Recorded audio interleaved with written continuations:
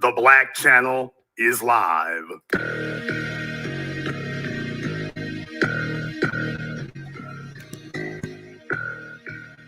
Unapologetic, unadulterated, and absolutely uncompromising.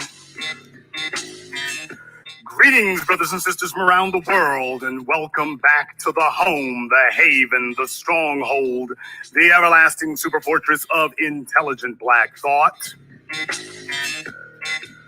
We are the Black Media, and this is the Black Channel, and I am your host, your brother, your humble servant, the voice of Black America. The Black Authority, broadcasting to you live from the only historically black college and university of higher education and learning in the cosmos. You are, of course, welcome to join us. There'll be a lot of people out here squawking tonight, but this is the only place that you need to listen to, because this is the only place that you can trust. We have been ahead of the curve. We have been predicting the news before it even got there, and it's all breaking down exactly the way we told you. So, of course, you need to be here.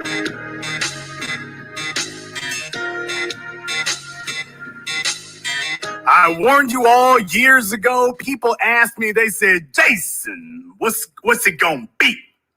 Jason, what's gonna happen?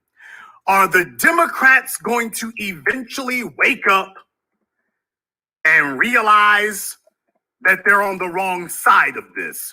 Are they going to eventually concede that the situation has changed and that black people are on code and that we have an agenda?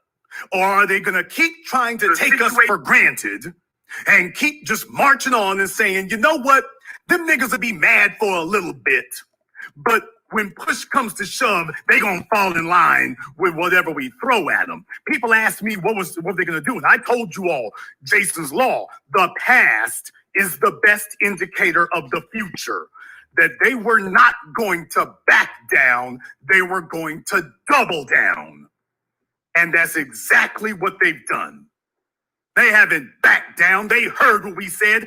They chose the one candidate that we rejected first. Do you all remember that? Black society rejected Kamala Harris first. Of all the candidates, she was the one that we booted off the stage immediately. He booted her off first. Did they back down from it? Hell no. They've doubled down. Why? Because she is a trusted entity. She is a trusted commodity. They know damn well. Remember when she ran for Senate in California, she was running as the first Asian American senator. Remember? She was running as an Asian American. She tooted up her little high yellow butt cheeks and told black society, you can take a big, wet, juicy smooch. I'm not the black candidate. I'm the Asian candidate. Forgot her father, her Jamaican father altogether, and said, I'm an Indian. That's who I am. I'm an Indian. I'm an Asian American. So these people claim ethnicity when it is convenient, but let's be very, very clear. And I told you all about Barack Obama, another one of these exotic Negroes. And you notice the Democrats keep trotting out these exotic Negroes who are not the descendants of American slaves. They have no connection to the soil here. They want to run to be the leader of black people in America, but they have no connection to black people in America. Kamala Harris is as much of a white supremacist as Joe Biden is. As a matter of fact, Kamala Harris has more in common with Joe Biden than she does with any of us. That's her daddy. That's why I've titled tonight's program, Biden's Bed Wench. Because you notice they was having some rough sex during the Democratic debate. Oh, man, did I just say that? Did I just say that? Did I just say that? Did I just say that? I sure as hell did. I sure as hell did. But when you take a look at these two people, what do you end up with? That's the question that I'm asking you right now. When you take a look at these two people, Kamala Harris and Joe Biden, and you ask yourself, who are they? Because the media now is in full spin mode. The media now is in complete propaganda spin mode, folks. Completely.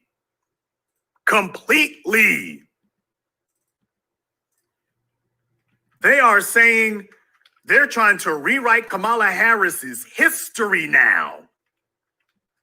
They're rewriting it and they're dropping off all the stuff, prosecuting attorney. Oh, they dropping all of that. They're dropping all of that. They're saying, oh, no, ain't no prosecuting attorneys around here. She's the first black senator from California. That's what they own now. That's what they're on today. What they're on now is, hey, Jim Crow Joe and Kamala Harris? No, we legit. We legit. They understood. People, they haven't forgotten what happened. They have not forgotten at all what happened. They know full damn well as black people, they know what we did last year. They know. They're not stupid. They know full damn well what we did. And they're scared to death of it. But they are making the cynical calculation that black folk ain't really serious. That's the calculation that they're making. That black people are not truly serious in what we said. That we don't really mean it like that. So when they go off and do something like this, they're letting you know, hey, we're calling your bluff as black people. We're calling your bluff. We don't think you're really going to stay home. We don't think you're really going to do this again. We're going to play chicken with you. We don't think you'll really do this. And of course, what would make them feel so emboldened? Well, it's not very hard to figure it out. I mean, all of their useful niggas are jumping out the woodwork. All of the antiques and fossils and the broken vessels of the old black media, oh, they're all out in force today. Everybody, I mean, they are at the table begging for scraps. They're at the table begging for chitlins. All of them. But take a look at the terms on which they are referring to her. If you want to know why boule and bougie niggas are dangerous, take a look at the manner in which they're referring to them. Take a look at the Over the Hill gang, Mark and Jamel Over the Hill, the Over the Hill twins. Take a look at what they say about Kamala Harris. They start talking about alumni, sororities and fraternities. Most black people aren't members of sororities and fraternities. Why the hell should we give a damn about this? Are we voting for a sorority president? So this is where they at, folks. These Negroes see themselves as divorced from black folk. Totally divorced. When she got nominated, they didn't say nothing about black people and going up against Trump. It's take a look at our sorority. These niggas are on some groupie stuff here, man. They've got no connection to us. This is Mark Lamont Hill and Jamel Hill and whoever the hell Stan Verrett is. They're all sitting up here talking about sororities. That tells you what their priority is. They see this as a big ass game. And that this is promoting their interests. So when they go in front of the white folk at these media corporations, well, I'm a member of the same sorority as Kamala Harris. I'm a member of the same fraternity as this or that politician. They don't have any connection to the damn soil. Some juicy fruit, moist nigga like Mark Lamont Hill, he's got no connection to the soil. This nigga weeps on TV. This nigga weeps. I'm gonna tell y'all right now about getting behind niggas who get on TV and their response to white supremacists is to begin weeping like hoes. You're gonna put your fate in the hands of a nigga who cries like a baby? You're gonna put your fate in the hands of a nigga that sobs like a hoe? You go do that, I ain't doing it. So they're all trotting out now. Oh, today was plantation jubilee for the coons, clowns, and bed wenches today. Oh, and you know it wouldn't be complete. It wouldn't be complete if you didn't sit up here and trot Rolling Bowling Ball Martin out. Oh, this nigga, he's going on a screed about sororities. These niggas don't represent black people. They don't represent black people. They're sitting here in front of the cameras representing sororities. People, this is why half the time they'll say black. They just say blackness convenient. Your politicians claim black as a political faction when it's politically convenient. They don't see black as a race. They see black as a political faction of America. Thank you very much. Anytime, you're welcome to showcase your talents, because if you have the talents, guys, come on, show it here. Rose Baby TV, thank you everyone for all who are here today.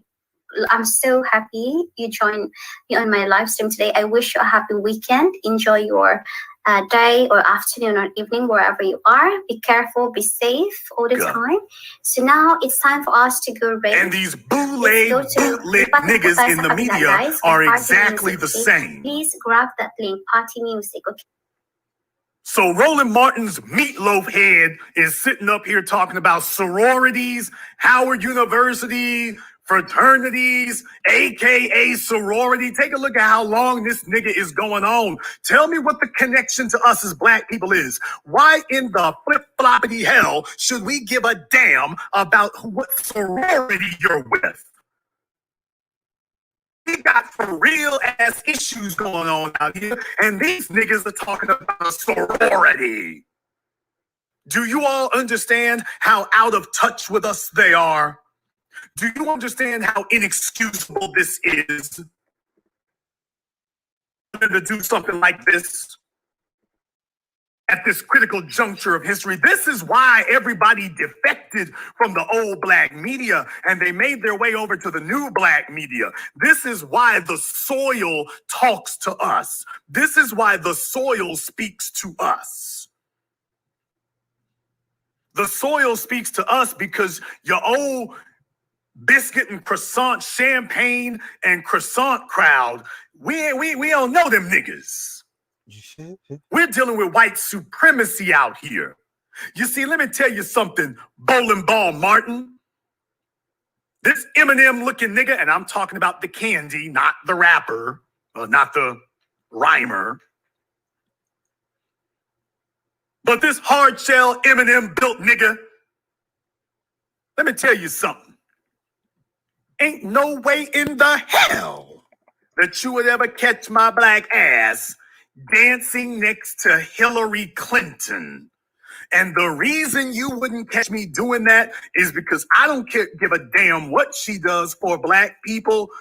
Ain't no way in the hell I'm gonna dance no jig next to a white supremacist. Even if they were a reformed white supremacist, if such a thing could exist, ain't no way in the hell I'm gonna dance no jig. I'm approaching them like Ayatollah Khomeini. Ain't no smile on my face. But remember what I've taught you all. Put black people in front of a white person. If you really want to know what a black person truly believes, if you really want truth serum for a black person, sit their ass down in front of a white person and they'll tell you anything you want to know. And they will tell you the truth. They'll tell you the truth. Now, in Kamala Harris's case, it wasn't so easy for her to go ahead and do that, because when she was sitting down in front of them, when she was running for president, every camera and every microphone that she sat down in front of was talking to white people. Even if the host wasn't white, white folk were listening. She knew she was going to be, white folk were watching. So she answered as if white people were in the room, because technically they were. So when she was asked about reparations, and she said, I ain't gonna do nothing for, you think I'm gonna do something for just black people? No! No! I mean, she let you know, you niggas can kiss my Jamaican beef jerky half-breed Indian ass. I'm going to show you that I can do you like Barack Obama. I can look you dead in the eye and tell you what I ain't going to do. And you niggas are going to back down. Folks, they haven't learned their lesson since 2016, 2018, and now 2020. They haven't learned their lesson.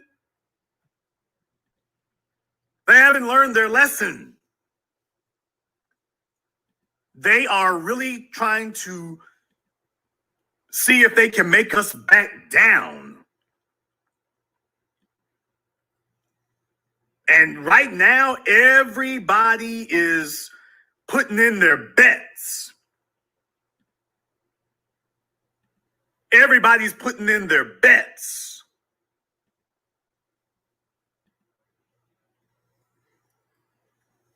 Some of the folks who they trotting out of mothballs, I mean, niggas is jumping up all over the place. Oh, I did my work today. I did my work today. Monique Presley. Oh, did you think I forgot about you, Monique? No. So didn't. We ain't forgot about Dre, and we ain't forgot about you neither. So let me go ahead and zoom in on this a little bit so you can make this out a little bit better. I want you to go ahead and see what she said here. But Monique Presley today, no sooner than Kamala Harris comes out as the nominee, Monique Presley jumps up. Monique Presley, who couldn't keep R. Kelly out of jail. Monique Presley, who couldn't keep Bill Cosby out of jail. She done come out of mothballs today, and she got a picture of her with Kamala Harris.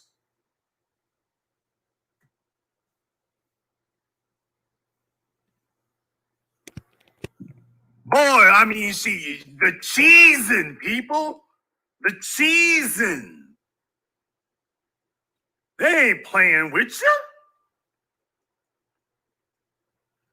They letting you know, hey, Kamala, remember me? Remember me?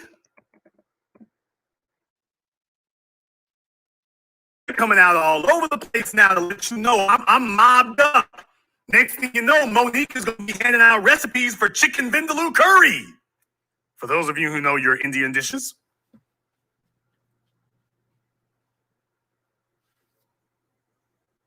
She's going to be coming out with some lamb recipes here in just a minute. Monique ain't going to be black no more. She's going to be a member of a sorority, because if you all don't remember, I had to get on Monique. Monique got mad at me, remember? Monique got mad at me when she was out there in the early days and she was taking shots at me. She was taking shots at me. Remember? She came out. Kamala Harris's people sent her out with Bakari sellers. They all came out at me. They didn't come in directly. Remember, they were responding directly to the Black channel. They were going at me. When I reminded her, I said, baby, she didn't say she was going to, she specifically said what she wasn't going to do for black people.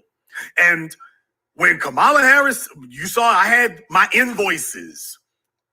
I tagged Monique Presley. I got my invoices. Hold this L. I got my invoices. And do you see what Monique responded to it at the time when I said, for all the folks who said we can't expect a politician who is asking for the black vote to do things specifically for black people, where are you to tell Kamala that she cannot do things specifically just for gays and trans? When Kamala was stomping for the Equality Act back in January 2019, over a year and a half ago. Monique Presley started splaining and started trying to shame talk. I didn't say that. I said that things that are done for Americans, whether poor, middle class, LGBTQ, such as healthcare, employment, criminal justice, benefit black people. And I said we need to bring the agenda for policies we want specific to our people. Now, Monique Presley straight up lied. I suppose that shouldn't be surprising from a lawyer, but she straight up lied. That was a straight out lie that she told. And that was when I went back on the Boulay Butterballs program and I quoted her exact words. And I said, actually, what you really said on Roland's show, when he said people want to know where's her black agenda, your exact response was, quote, she laid out a plank that disproportionately affects the black community. You don't advocate disproportionate effect to women or gays. Kamala Harris isn't offering something, well, this is something that disproportionately benefits gays. In the chat room, we got some angry hoes. No. Oh, no. I'm going to unblock them there. They're going to be able to call up here in a little bit. We got angry hoes in the chat. And yes, I am sad to say they're trying to play the gender card because unfortunately, there have been a disproportionate number of black females who have fallen for this mess. But this time's going to be different. The pendulum is swinging back the other way. So all the sorority hoes you got run through and you think to yourself, well, Kamala gonna look out for the sisterhood. Do you realize what a dumb butterball eating wench you gotta be to sit up here and cape for Kamala Harris, a woman who specifically said that she was not black, she was Asian? So what they're doing now is they're trying to see if there are enough self-hating black women that they can carve off and then combine the self-hating black women with the LGBT and the Hispanics who will vote for them. We're trying to see if we can get anything going here. Let's just see if we can get anything going. Whatever we can get, we're going to try that. We're going to try that.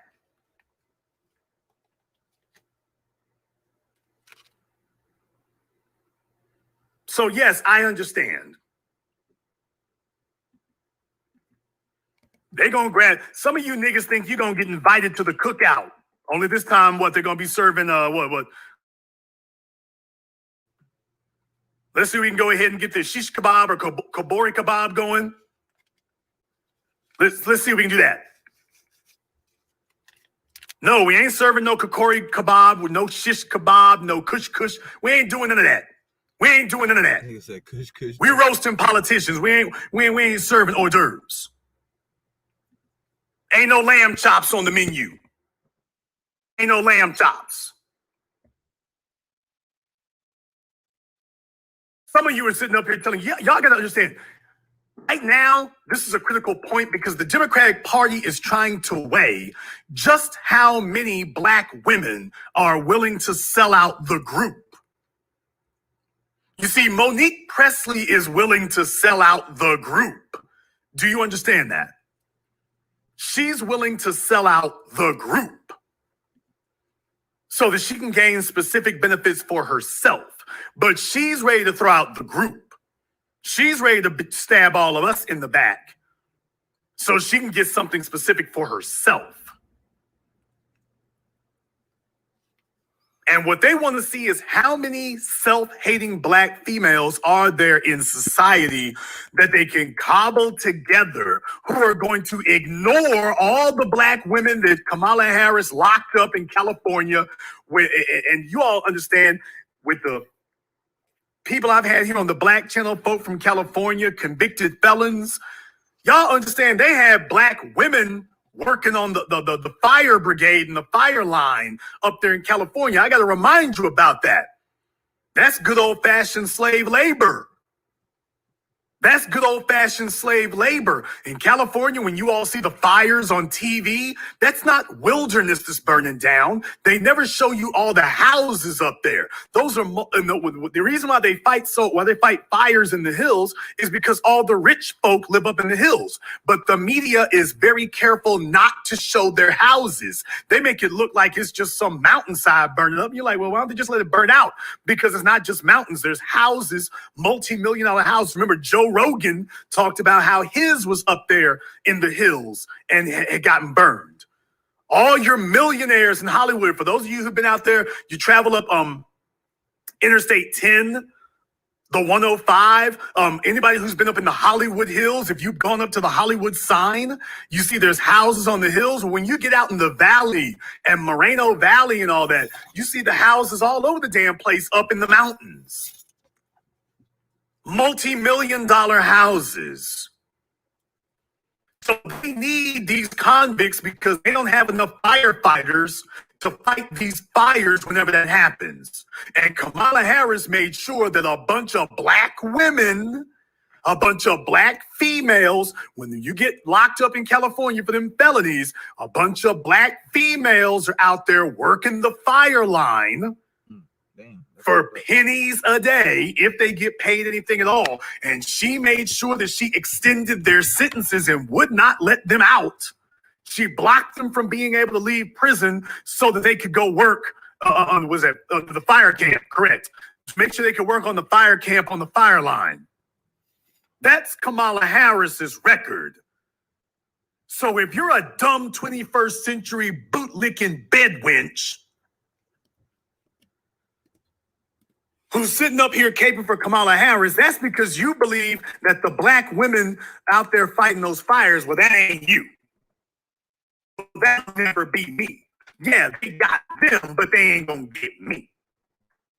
I'm gonna be all right. They got them hoes, but they ain't gonna get me. That's Monique Presley. Monique Presley figures, well, remember, she got in trouble also, remember? But she figures when it all comes down, they're going to let her off the hook.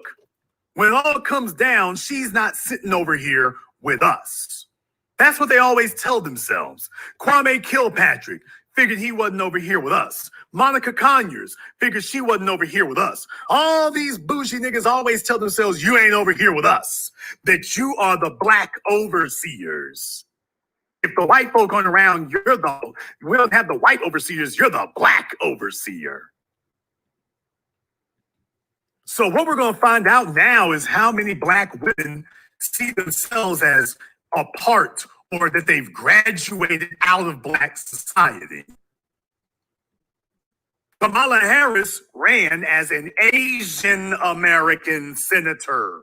And remember, when I had to remind you all, when her presidential campaign was over, I told y'all, oh, she gonna go after black folk, and sure enough, she did. She started putting out commercials invoking, as she was losing, she started putting out commercials invoking her Asianness, remember? Talking about her mom and how Asian she is. I ain't talking about her daddy. Remember, when the campaign was over, she had commercials talking about how Asian she was. That she's an Indian American. That she understands and identifies with Indian Americans. No, heifer, you better get your big ass goat curry milk drinking ass up away from us. You ain't one of us. The soil don't know you. You're another one of these carpetbagging niggas that they've tried to smuggle in, that the white Democrats and black Democrats, but specifically the white ones, because they're the ones running things, they're trying to smuggle in another, well, can't I pass for black exotic Negro? They're trying to smuggle another one in because that's what they do. That's what they do. They smuggle these people in So when she's in the black community, she's the black senator. When she's among the Asians, I'm sorry, among non-black people. When she's around non-black people, she's Asian. But when she gets around us, she's black. It's Wakanda. What about my sorority sisters? Now, when she's in front of white folks, she don't talk like that. When she gets in front of us, all of a sudden I'm black. All of a sudden I'm a member of the black community. All of a sudden it's about my sorority. No, you stay on that side of the fence. Do black people know you? No!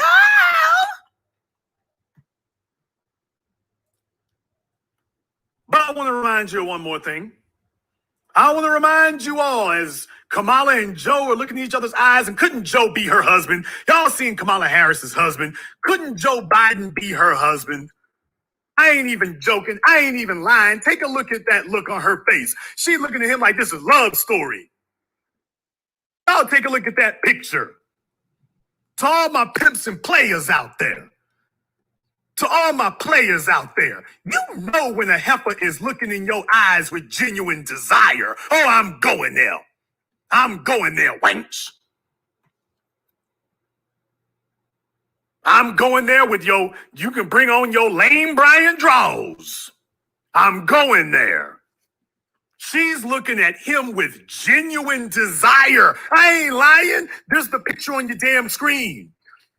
Does she look at black men like that? Does she get up in their faces like that? Oh, come on now. Come on now. Come on. This is going to be your black sorority candidate. You know what the hell you're looking at. So what does this tell me? Any black female backing Kamala, that they're trying to go after the bed wench vote. Hey, are there enough of you dumb home-broken broads who come from broken homes with daddy issues to shore up this vote? Because black men ain't fooling with Kamala Harris, and intelligent black women ain't fooling with her. So let me see if there's how they want to test out now how big the bed wench vote is. How big is the bed wench vote? How many black females are out there who are dreaming of a zaddy to take care of her and her 3 bastards? How many of you out there dreaming? That's what they want to know now. Oh, you can take a look at that damn picture. You know what you see. You know exactly what you're looking at. You know genuine lust and desire when you see it. Yeah, Joe Biden is so damn old, he probably can't tell you which end of the bed is the headboard and the footboard. But she knew he was going to be the Democrats' nominee for president. She knew that. She knew that. And she's giving him that look. You know, during the debates, I had to give you that work, Joe. But as soon as we get off this stage, I'm in hotel room 665. Holla. My husband is back in Los Angeles. I'm in hotel suite 665. Holla. Holla. You know how us AKs get down. You know what us AKs do. Oh no, I'm stepping all over it. I'm talking about sororities and fraternities. I'm stomping all over it. I'm stomping all over it. Bautissimo not real. Playing 0 games. Levels of seniority. If you think it's a joke out here, you better think again. The levels. I'm going to go ahead and see. I really want to go ahead and open up the phone lines is what I really want to do. This has been coming for a while, and you know how it's going to be. You know where it's going to go. So what I'm going to do is I'm going to go ahead and take a very brief commercial, non-commercial break. And when we come back, we're going to go ahead and take your telephone calls. This is the Black Channel.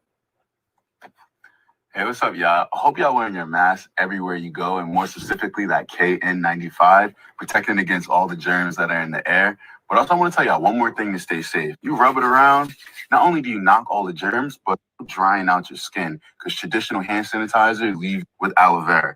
Well, man, Hello, ladies and gentlemen. We are living in extreme times right now as to where we need protection. If you're looking for tactical gear, whether it's for work purposes or protect yourself in your home, come and check out Center Fire Tactical Gear. We have the best tactical gear for you. We have the top of the line name brand companies such as AR500, Chase Tactical, and many more. Also, we're carrying the KN95 mask as well. Check us out at www.centerfiretacticalgear.com.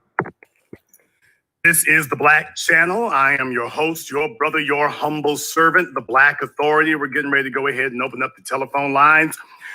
We are discussing Biden's bed wench. We are discussing that the Democrats have let you know that they have written off the black vote, and right now they want to see if they can cobble together enough non-black coalitions so that they can see if they can put together a amalgam vote that they hope is going to be able to do what we won't do for them now. They're hoping to put together some Frankenstein vote. Let's see if we can cobble together a Frankenstein monster vote. And maybe we can get that to compensate for the black vote that has been very, very clearly communicated to us that we ain't gonna get this time. Let's see if we can make that occur. That's the game they're playing now. And I want them all to know, man, we ain't playing no games with you all. We're not playing games. This is real. This is all the way for real.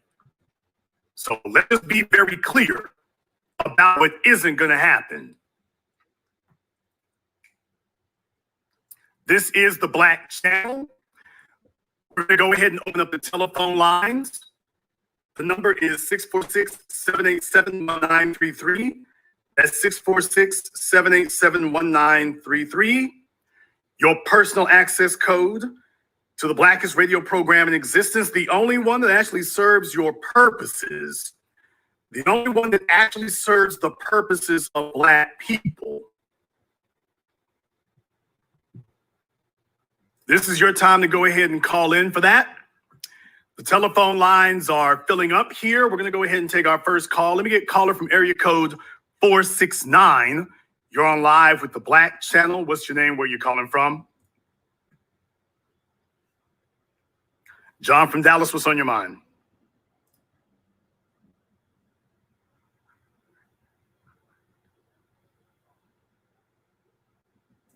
Kamala is going to be the vice president.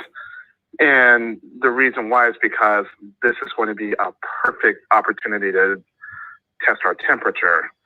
Now, the thing is, so many people think that what happened 4 years ago was a one-off, that the 33% drop between Obama and Hillary was just because Obama wasn't running.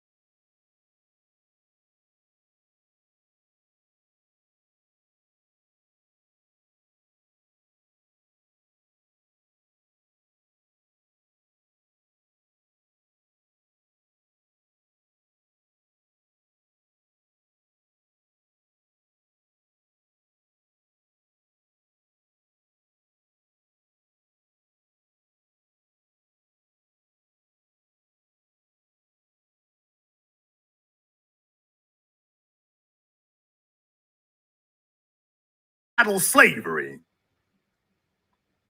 So white folk understand, they seen Kamala Harris's record. White folk were cool on her. It was black folk who had a problem with her. It was black people who had a problem with her, not white folk. The white folk were fine. The white folk were fine. So you got two former prosecutors.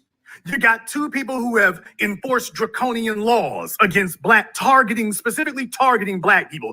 You got two people who have stated that their primary agenda when they get into office is LGBT and illegal aliens. Remember, Joe Biden said on day one, it's going to be about LGBT.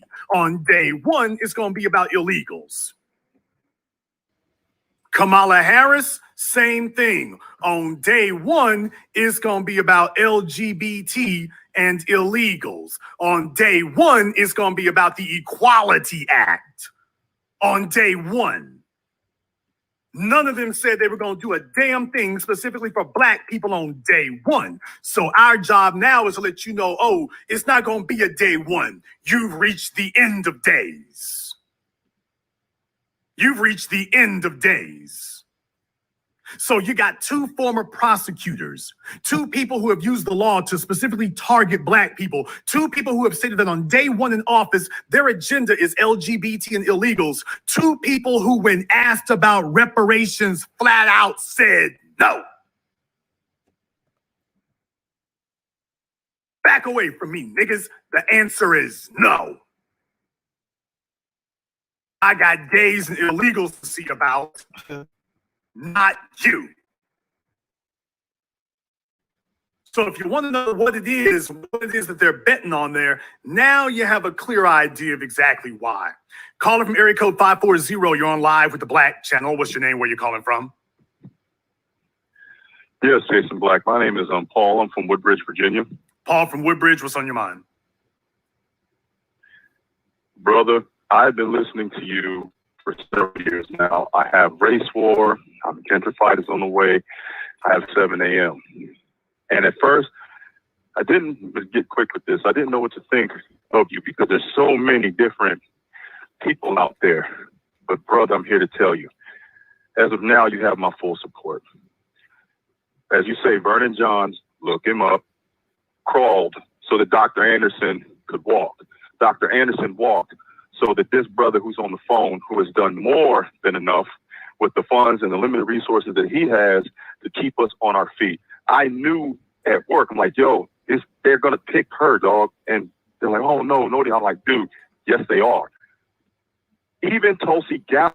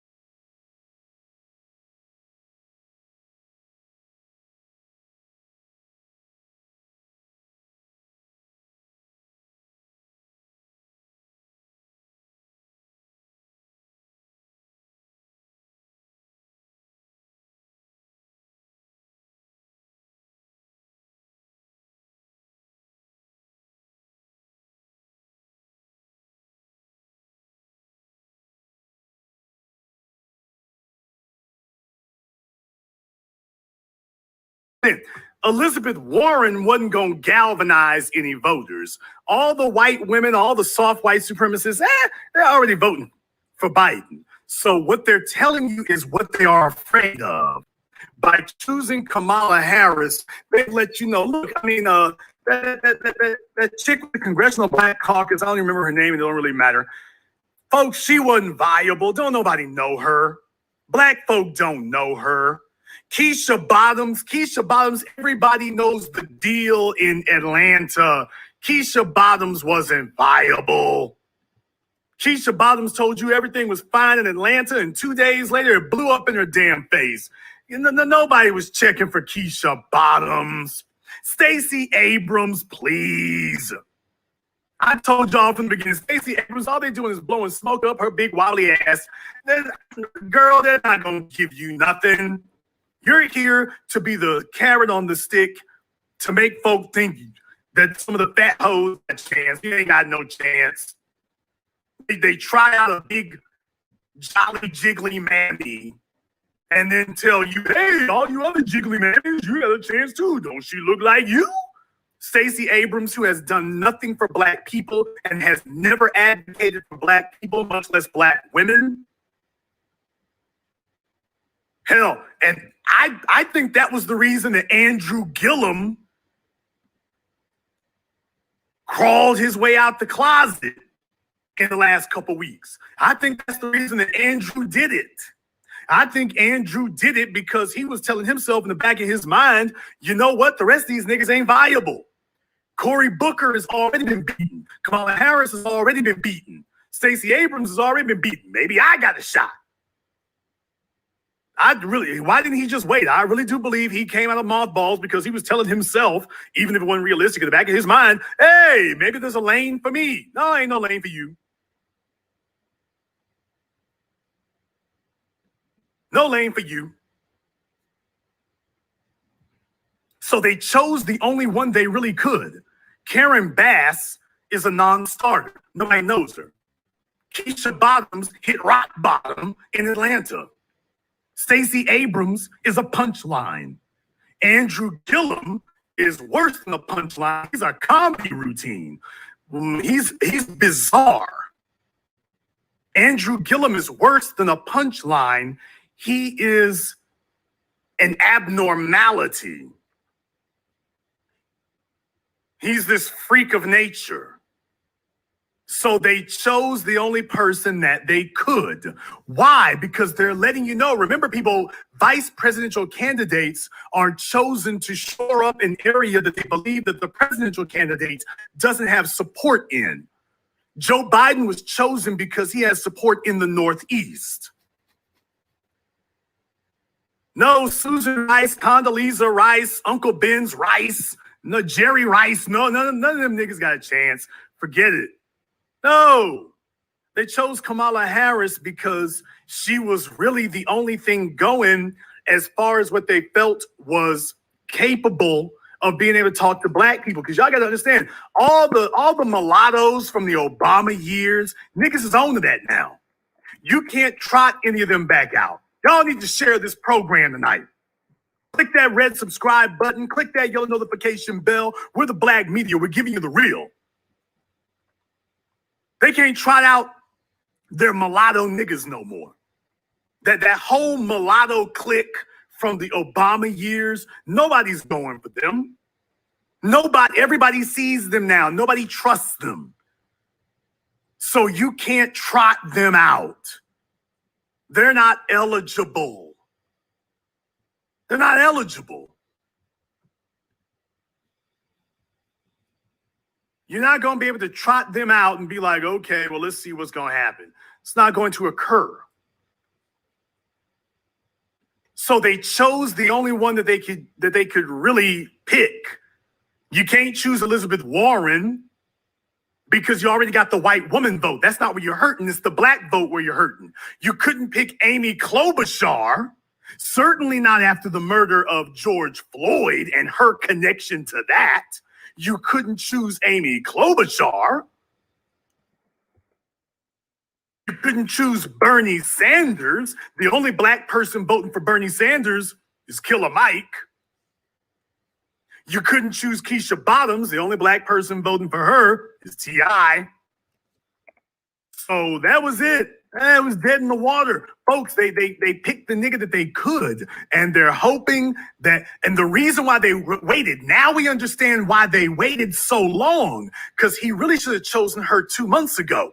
But he's waited until 90 days before the damn election because he knows that Black people are going to let out a collective groan. Black people were groaning when they said, oh, hell, not this heifer. We already said no. So he waited until the last minute to spring this on you, hoping that the damage that'll be done by nominating her will be mitigated by the fact you ain't got much time to vote. But they know that Black people as a group let out a collective groan. Kamala Harris already had her shot at the title. The news media already said a year ago, yeah, she lost the Black vote right out of the gate. So why would you bring her back? Because she's the only viable candidate out of this trash heap of bargain basement discount bin used up niggas that they got. That's it. That's it. Period. They don't want to know that. They don't want to know that. So just understand, this is what desperation does. This was the only play that they had. They didn't have another one. There wasn't another play. It was this or nothing. They already war gamed who else you could choose. Nobody else was going to get it done. Nobody. She was the only trusted asset that they have who is still viable. So you don't go, in the words of Donald Rumsfeld, you don't go to war with the army you wish you had. You go to war with the army you got. She is the army that they got. Caller from area code 843. You're on live with the Black Channel. What's your name? Where you calling from? TBA, this Tobias out of Phoenix. Tobias out of Phoenix. What's on your mind, brother? Man, I had to take a study break for this one. Man. Well, I watched this, right? And I looked at Twitter, right? And Facebook. Black folks are caping for her. And it's like, despite her record, they want to keep saying, oh, she's better than Trump. And I'm like, how? Okay, let's be clear. Let me deal with that first, Tobias. Let me deal with this point here. Keep your thought. But let me deal with your first point here. Y'all got to understand, people, it's a new day. It's a new day. The internet cheerleaders don't run the yard no more, okay? That very vocal minority of individuals, this is the warmed over church crowd.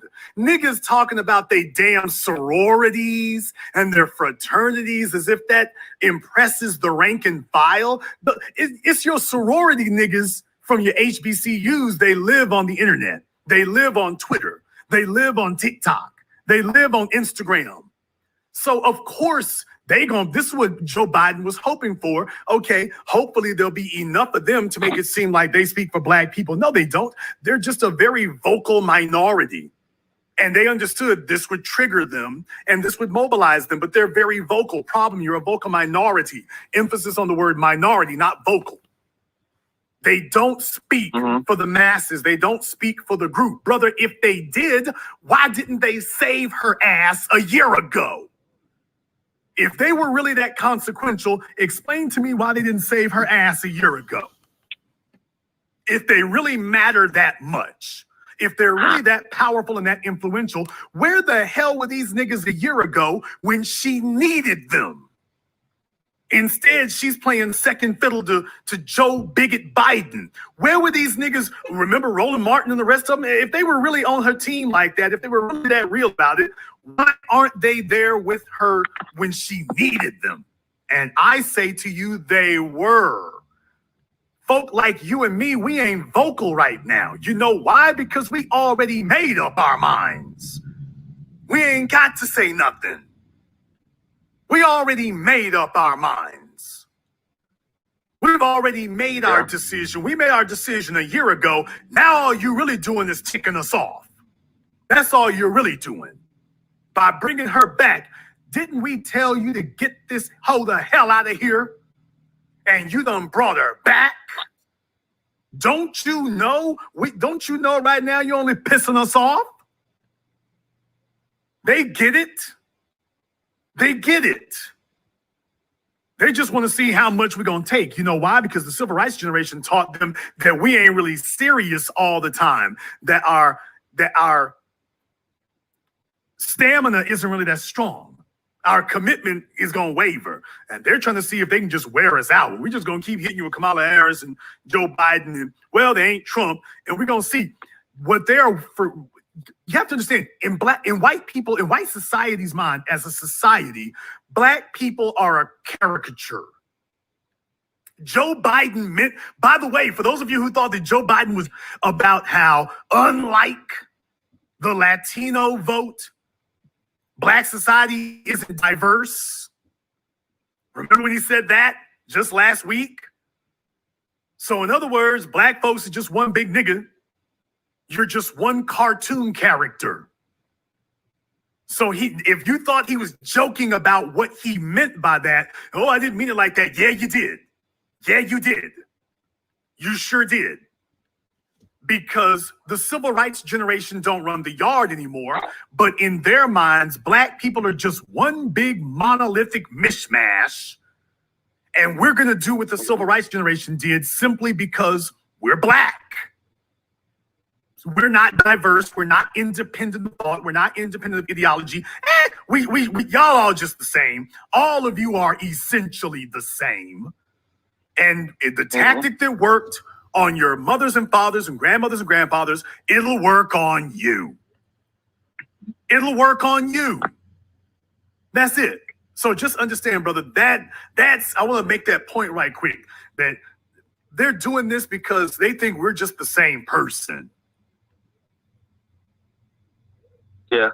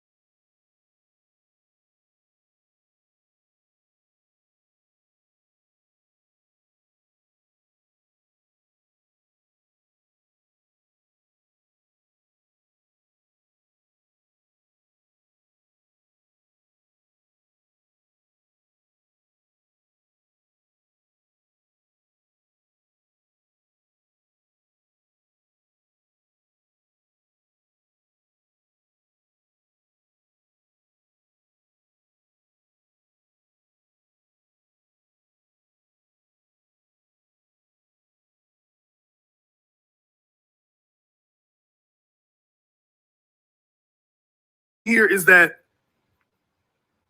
it's win or bust. It's win or bust. If we can't control the black vote and give you nothing, then we'll let the party go down. We'll let the party go down in flames. If that's the cost of not conceding to your demands, we'll go ahead and do that. If that's what it takes, we're willing to sacrifice that. Brothers and sisters, they're letting you know we're willing to sacrifice the entire Democratic Party to deny giving black people what we're doing for everybody else. And you know what I say? That's good. You willing to watch your house burn down? Well, I'm willing to light it up. I'm willing to light it up. I'm totally willing to light your ass up. We're not going to play this same old game with you. And the other thing I want you all to understand is watch. My next prediction is if the Democrats lose this election, watch as they begin tapering more white supremacists. Watch as the anti-black rhetoric or the anti-black maneuvers ramp up. You've seen it in recent weeks from everybody from the Supreme Court to the Department of the Interior. They're going to start trying to bolster everybody else. Let's get them 11 million illegals in here, the gay vote. All of a sudden, they're not going to be fighting for black disenfranchised voters. What's the point of fighting to get black folk to vote if they're not going to vote for you because you're not doing anything for them? What's the point of fighting for these disenfranchised black voters if they're not going to vote for you? So I'm telling you, take a look at their calculus of the issue. In their calculus of the issue, we'll risk it. We'll risk it. We're willing to play this game of chicken. Caller from area code 920, you're on live with the Black Channel. What's your name? Where you calling from? Hey, my name is John. I'm out of Green Bay, Wisconsin. I've been listening to you for quite a while, brother, and I think you're on point with a lot of stuff that you say. I think you're right that they're trying to call our bluff blatantly. I think it's a blatant disregard for our feelings, and I think that Kamala Harris, I call her Chameleon Harris because she changes races every time she gets in a specific group. I think that Kamala is trying to think that she can rule the black people, and I think that those of lower IQ, she probably will succeed, but I don't think that she'll be able to succeed, and I do think that it's a losing ticket. I also want to believe that, in fact, because I was a person that was a direct recipient of the 1984 crime bill, meaning that I did some time because of that, and I knew some things that she had did later in the 90s and stuff in California when I was living out in Long Beach in specific cases. I can't delineate them. I've since gone to law school and I've got a law degree, so I practiced a little advocacy practice here in Wisconsin and Green Bay. I think that you're on point when it says that, and I listen to the key codifications when they talk about, I like how they say whenever they mention her name, notice they always say she has a proven track record, but yet she is the youngest Senate or Congress member, a Senate member that is in the House right now. She has no experience under 2 years, but yet she has a proven track record. And I believe that it came down to them just not having a choice, like you said and alluded to earlier. And I believe that they chose her blatantly to disrespect us. And I believe that she's trying to rule any other color that's light skinned. And I call them trans blacks, people who are just pretending to be black for the moment. Well, I mean, when they say a proven track record of what? That's the problem. When they keep saying proven track record, but don't say what the proven track record is. No, that track record is proven that she's, I call her an ambition prostitute because she'll do anything, whatever it takes. She's even said that out of her own mouth on a lot of broadcasts I've heard. I'll do whatever it takes for Joe Biden. And I do believe that that picture you showed of them face to face is a clear depiction of what she's willing to do. And I find it funny what you said about the hotel room because I do believe that was true. Oh yeah, brother. I mean, I'm not joking. Well, let's be very, very clear. I'm not joking. Now, I went back. You all can go in Twitter. Yeah. As a matter of fact, if you all remember when Monique Presley started going at me, because remember, I originally said that, did you have a problem with the fact that Kamala Harris slept her way to a job with with Willie Brown and was probably giving her job over more qualified people, but because she was willing to sleep with the damn mayor, she was able to get jobs and positions that other women who wouldn't sleep with Willie Brown's grimy little ass couldn't get. And Monique Presley said, no, as a matter of fact, you're a hater. That was what Monique Presley told me. So you all can go back over my Twitter and go take a look at that. So, brother, it's no secret. It's an open secret, but it's no real secret. We know the get down. When I say that this is what she would do, I'm not joking. I am not joking. She's like, that's a small price. As far as she's concerned, I got better goods than Bill Clinton. That's a small price to pay in order to get up in office. I mean, right now, take a look at it. Do you think she's ashamed that she had to sit up here and do all these tricks? She is currently, at least potentially, a stone's throw away now from being the first so-called black vice president, which you ain't, and which puts her a stone's throw away from being president. As far as she's concerned, it was all worth it if she can get this far. I agree with you 100%, brother. I commend you on your work. Keep doing a great job. And thanks for speaking about Oprah Winfrey. I was the one that made the comment on your YouTube about tell the truth, shame the devil about Oprah. I think you on point, brother. Keep doing the great job you're doing. Thank you very much for giving us a call tonight. Let me get a caller from area code 803. You're on live with the Black Channel. What's your name? Where you calling from?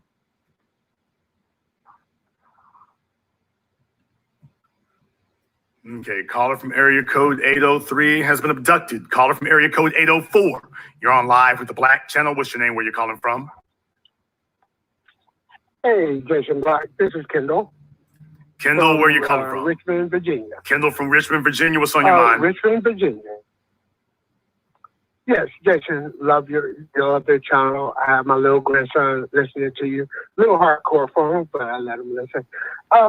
What I want to say is, I talked to my wife and my mother, and they're just big Democrat voters, and they don't understand the political background of any of the opponents.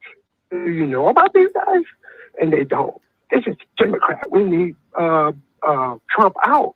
And that just messes with my mind. You don't have no background.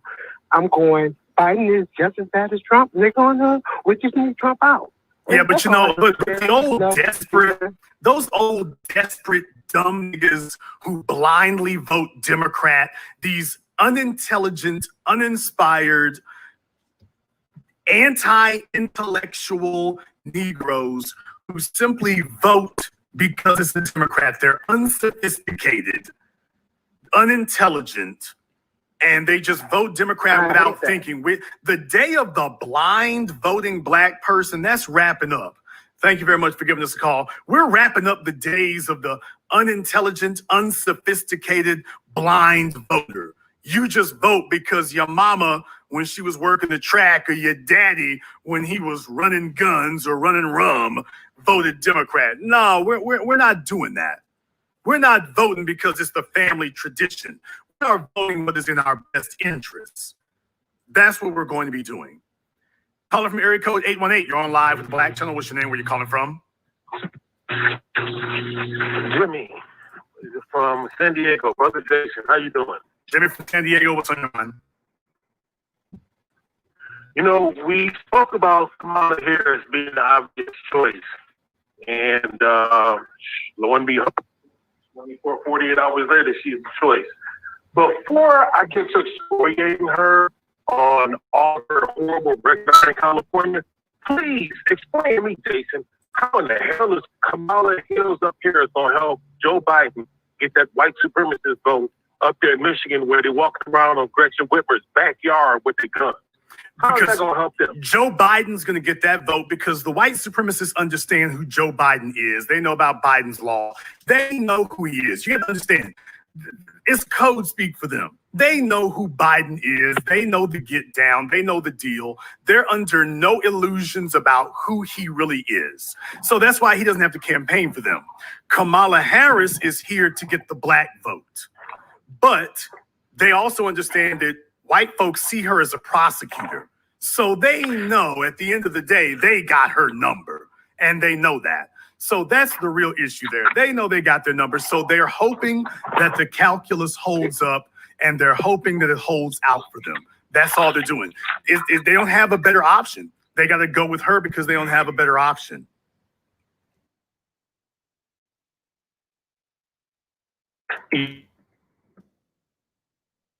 Okay, your phone is digitized and gone out on you there, brother, but thank you very much for giving us a call.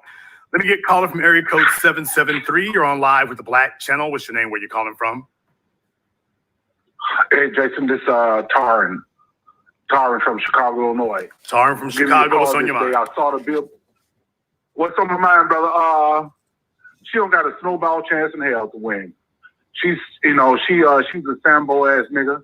Not only that, I saw the sign you put up here in Chicago on 43rd and Wentworth.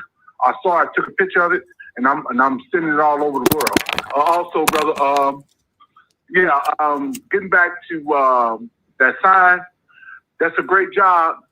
But I guess I'll talk to you on your next program. But anywho, she doesn't have a snowball chance in hell. Neither one of them. Trump's going to win again, and I have no problem with Trump. Okay. That's my opinion. I'm gonna stick with it. So therefore, brother Jason, keep doing what you're doing, brother. And if you ever need me, brother, I'm here in Chicago, and I'm here. I'm ready to get on the battle lines with you, brother, because everything you say is on point. Well, thank you very much for giving us a call tonight, Taryn. Please do give us a call again. Let me get a caller from area code 501. You're on live with the Black Channel. What's your name? Where you calling from? Jason, this is Paul from Fayetteville, Arkansas. I appreciate your show. You have a terrific point of view. You're very well spoken and excellent in how you articulate your ideas. One thing I want to talk about, with Kamala Harris being picked as Vice President today, and others calling into your show, which I wrote notes about because I've been listening for about 30, 40 minutes now. I understand you're very, very busy. Donald Trump led to the lowest black unemployment in American history in December of 2019. It was around 6%, right? He historically funded HBCUs, which Kamala Harris graduated from, right? Even though her dad in Jamaica said that her family is descendant of slave owners in Jamaica. He funded HBCUs by almost $112 million more than any previous president. Democrats were elected in 2018 in the sweep of the House of Representatives and let the bill fall by the wayside. They never come to a bipartisan agreement. Well, here's the problem. Here's the problem. What you're saying, Donald Trump is no friend of black people. Donald Trump is a card-carrying white supremacist. Donald Trump has not really done anything for us. Anybody can point to any president and point to some symbolic gesture. Giving money to the HBCUs is a symbolic gesture. For somebody to talk about the HBCUs as if we're talking about Harvard. We're not talking about Harvard. We're talking about Spelman and Morehouse. These are places where they can't even keep the water on. So, I mean, hell, Jeff Bezos' wife just gave $100 million to the HBCUs. If the HBCUs were really effective, okay, stop for a moment. If the HBCUs were really effective, they would have shut them down a long damn time ago, or they would be doing a hell of a lot more than they are. So that doesn't really change the calculus. Black folk are in the exact same. Our position under Trump has not changed. The unemployment rate for us is still 10 times what it is for everybody else. The wealth gap for us has not shrunken. The wealth gap for us is right where it has been. Sir, if you don't stop lying on my phone, sir, we're not going to argue over this. Sir, you're not going to get on my phone and lie. Sir, you're not going to get on the phone and lie, sir. Sir, when you white supremacists call up to my program, you all got to understand, we are not going to fall for that, okay? So please take your MAGA hat somewhere else. We're not going to fall for that. We are a congenial bunch, but please, to the white folk out there, you're not going to convince us that Donald Trump is good for black folk. It's not going to happen that way. I've been nice. I've been polite. I knew from the very beginning, I'm like, okay, the mayonnaise militia has shown up to see if they can tell all of us, yeah, y'all need to vote for Trump. No, we don't need to vote for him either.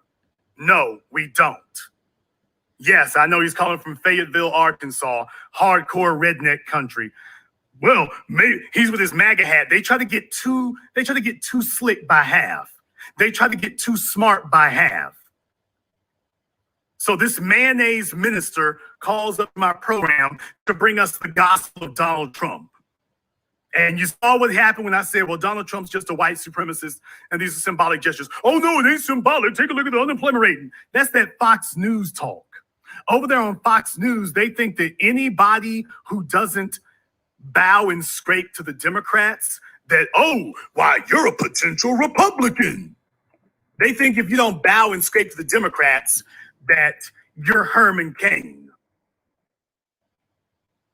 That's in their minds. So you got the Democrats who think everybody's a member of the civil rights generation, and you got the Republicans who think all black people are a potential Herman Cain. And both of them are dead ass wrong. I'm not going to follow in the footsteps of the civil rights generation, and I'm not trying to be Herman Cain either. I am going to vote in black people's best interests. But don't sit up here and try to sell Donald Trump as some radical change. And once I said the black wealth gap with white folk is exactly where it's been, oh, no, it ain't. When somebody pulls that one, okay, now you know what you're dealing with. That's not even under dispute. That's not even up for debate. Oh, no, the black wealth gap is fine. That's that Sean Hannity talking points. Why black people are gaining ground. Black people are doing better under Trump. They're gaining ground. Why black folks, the wealth gap is closing. You keep voting for Trump and things will be good for you. You can't show me a damn place in the country where black people are progressing or prospering. But as soon as I talk about the wealth gap, no, that wealth gap is fine. Unemployment's going down. Wealth gap is good. You Fox News people, you all need to get off the meth. Put down the high oxycodone bottles that you smuggled from the pharmacist. Y'all need to get off that bull crap. And there's another thing. When black folk are talking, y'all need to shut the hell up. See, the problem is when white folk come into the arena, they want to tell us what to think. They want to tell us what to think. They want to tell us what to believe. They want to tell us that it ain't really midnight. It's not really dark in the room. You're not really being beaten. You're not really being shot. You're not really oppressed. You're not really disadvantaged. You're not really being starved of resources. That ain't really happening. That's not really occurring to you. You just think it is. No, no, no. You don't understand. That's not really happening to you. You just think it is. No, your unemployment rate has really dropped by half. You're really doing great. The wealth gap, no, it's doing great. As if we ain't walking around out here in the streets. Understand, the Democrats and Republicans are all liars. Their job is to lie to us, and they're just hoping. See, you all gotta understand, that guy, I'm assuming he wasn't paid for by Fox News, but white supremacy is on code. They're on code. So they figure, hey, if you see a group of black folk who are saying that they're not going to vote Democrat, well, those are prime Republican voters. In other words, we don't think for ourselves. We don't think for ourselves. And he ran into a group of black folk who do. In the chat room, if you are one, be one. Let me get caller from area code 650. You're on live with the Black Channel. What's your name? Where you calling from? Hello, I'm Constance. I'm calling from River City. Okay, River City where? No, Redwood City, California. All right, River City, California. What's on your mind? Yeah, so I was just calling because when I look at the picture that you showed, I look at it and see that she's looking at him, just picturing him dying or going completely where he can't think again. She gets the presidency. He might be looking at her a different way, but the way she's looking at him is like, I'm glad you trust me. That's how I see it. Okay. Because she's just thinking about herself. Constance, how old are you? 20. You're 20 years old. Yes. Baby, you sound like a No offense, you sound like a very mature, weathered 20. So if you are 20 years old, you done seen a lot. Is that good or not? Oh, I don't know how many kids you got, how many stretch marks, I don't know. But baby, you sound like a weathered 20. So you sound like you done seen the trials and tribulations of many years. So I'm very glad you made this. Obama. Okay, I voted for Obama, and when I stood in the kitchen, wait a second. Said, you know what I wait said a second. Do? Wait, you said you voted for Obama. Obama's last time running for office was 8 years ago. You would have been 12 years old. You just said you were 20. You would have been 8 years old. I'm 12 years old to vote for Obama. Baby, are you on the pipe? Yes. Okay. Well, in that case, then let me let you get back to hitting it because, we don't have time for that right there. Caller from area code 206. Hopefully you ain't on the pipe. You're on live with the Black Channel. What's your name? Where you calling from? My name is Andrew Johnson. I'm calling from Virginia. I wanted to. Where at in Virginia? Limited time. I'm Fairfax, Virginia, sir. Fairfax, Virginia. What's on your mind? I've been listening to your show for a while. That's how I found out Kamala Harris was Willie Brown's side piece. And I'm 31 years old. And like I said, I've been listening to you for a while. Your political influence is the reason why I ran for mayor in Stockton. I lost, but I felt like the person who was in power was a coon, and they didn't have any resources for Black people. I understand that the conversation is Kamala Harris, but for 1 second, I just kind of want to step aside from that distraction. You called it. You already told us that she would lose last year. Well, we want to stay focused on the events at hand right now. So we'll stay focused on. Okay. So thank you very much for giving us a call. But we really need to stay focused on this tonight. Let me get caller from area code 954. You're on live with the Black Channel. What's your name? Where you calling from? Rondé from Hawaii. Aloha, family. Rondé from Hawaii. What's on your mind? Scrutinization. Yes, sir. First of all, them sisters gave us a black guy. Black girls rock when they were going for Hillary Clinton back then. I could not believe all the mothers of those murdered children by these Gestapo cops in this country. These fools actually wanted to support Hillary Clinton. Secondly, voting. If we don't have any kind of probationary type of system where these jackasses, if they cannot perform within 6 to 12 month period, they need to be ousted, fired, leave the duty, whatever have you. You know, no telling what Harold Washington would have done if he had lived long. Adam Clayton Powell just stepped up to the plate. Chokwe Lumumba Sr. in Mississippi stepped up to the plate. So our voting doesn't mean nothing. And if we don't vote, so what? We still have other realities to tend to and focus on, which can enable us and help uplift us. We've been through all kinds of atrocities. Every goddamn war we fought in this country. And these brothers still coming back from World War II that are still alive. I'm from Nam. And man, this ain't gonna happen, man. So whether we vote for these clowns or not is neither here nor there. We know what needs to be done. So we need to get off this, if you don't vote, you got no right to complain. No, you voted. You got no right to complain because you didn't get what you want. And we can't see through this.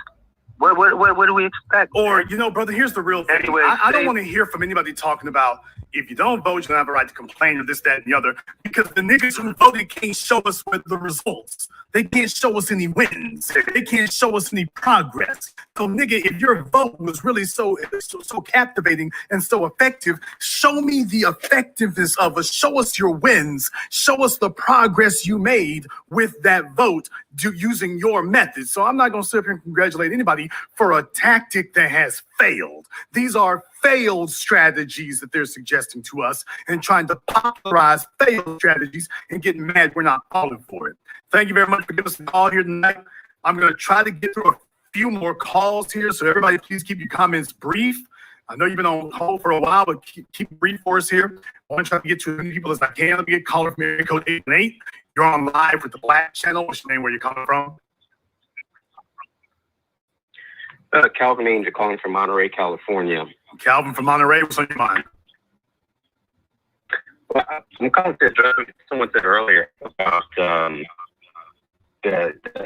Trump is the reason that we should be out there voting because we need to get him out of office. That to me, that's debunked. I think it is Trump, not Trump, who motivated us to want to make any kind of change. I believe it was actually the 8 years of Obama that really changed our perspective and kind of woke up the community. Because it was really those 8 years that said, "Hey, this has been a process. This has been a process. It is something that began really before Obama. It began before then, and it started building. And what they were hoping was that they knew that we saw Obama for who he was. Okay, they knew that. What they were wanting to see was, were we going to do like we've done previously? We saw him for what he was. We saw it was the trick bag. But were we going to just complain and say, man, this is messed up? Maybe the next time we go back out there, we'll get somebody who's going to be real. Because if we stick by that pathology, that the next time we go out there, it'll hopefully be a black candidate who, quote, going to keep it real this time, the Democrats are going to do what they just did in the last election. Yeah, Obama didn't do everything he should have. Let us bring you a better black candidate. And here's Cory Booker. And it's okay. Then you sit up here, well, let's bring you up. Oh, you don't like Cory Booker? Here's Kamala Harris. And you see how that goes. So as long as we keep sticking by that pathology, they're going to keep bringing us puppet candidate after puppet candidate. What we need to do is stick by not candidates, not personalities, but an agenda. And so long as we do that, we're going to start seeing results. But the reason that they're scared like they are right now, and worried like they are right now, and trembling like they are right now, and going for a desperate Hail Mary play, like grabbing Kamala Harris because you don't have any other options. The reason that they're doing this is because we've shown them that this time is different. So yeah, over the course of the last decade, black people have had enough, and you're not going to sit up here and hold a token candidate who will not express our issues. Thank you very much for giving us a call tonight. They understand. They're just waiting to see, are y'all really going to crash the car? That's what they want to know.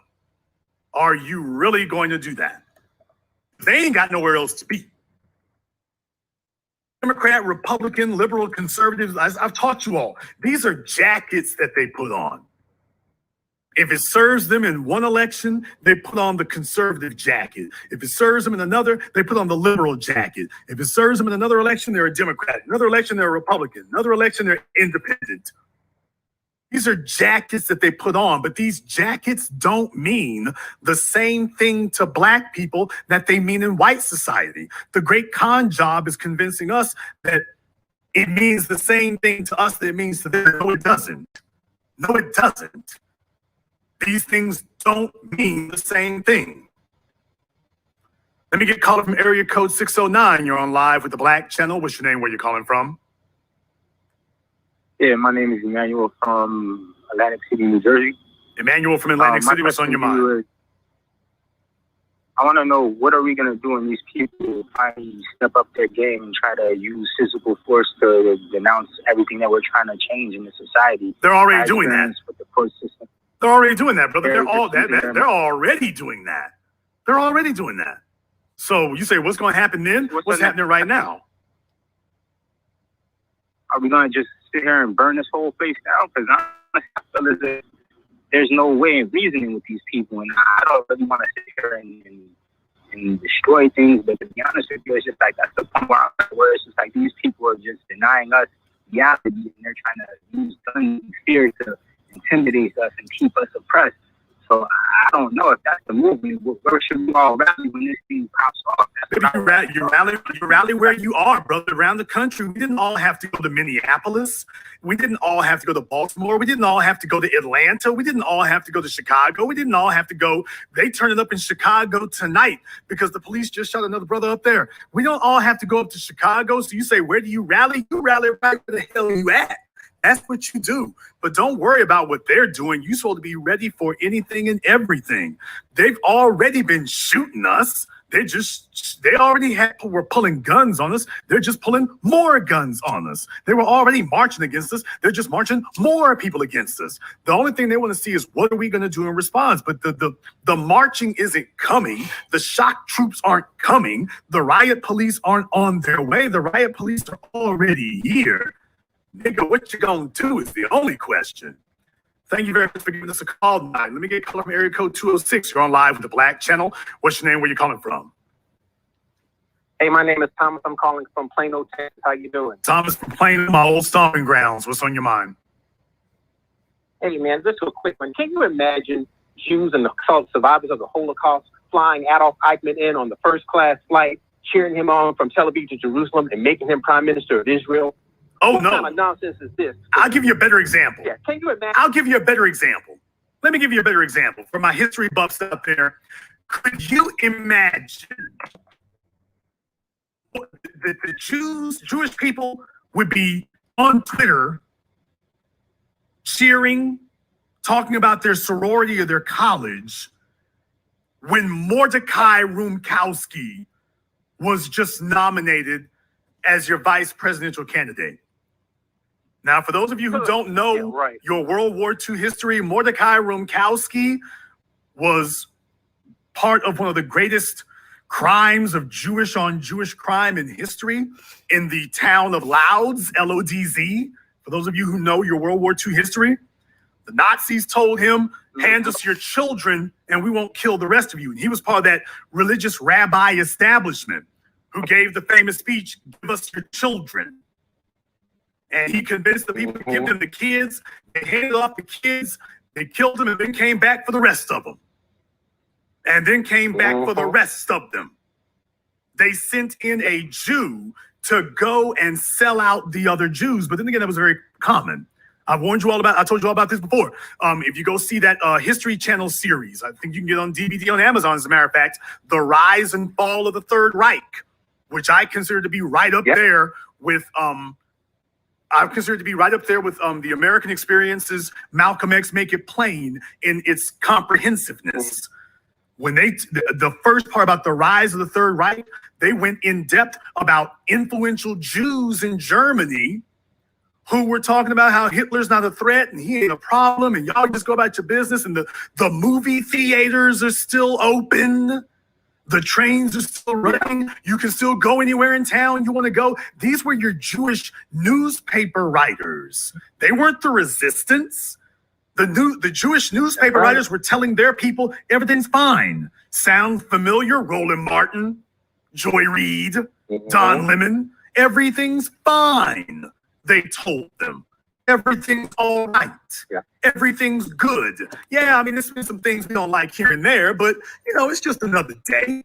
So if you really want a real apples to apples comparison, I would tell you, look at Kamala Harris. Another point you're trying to make about Joe Biden.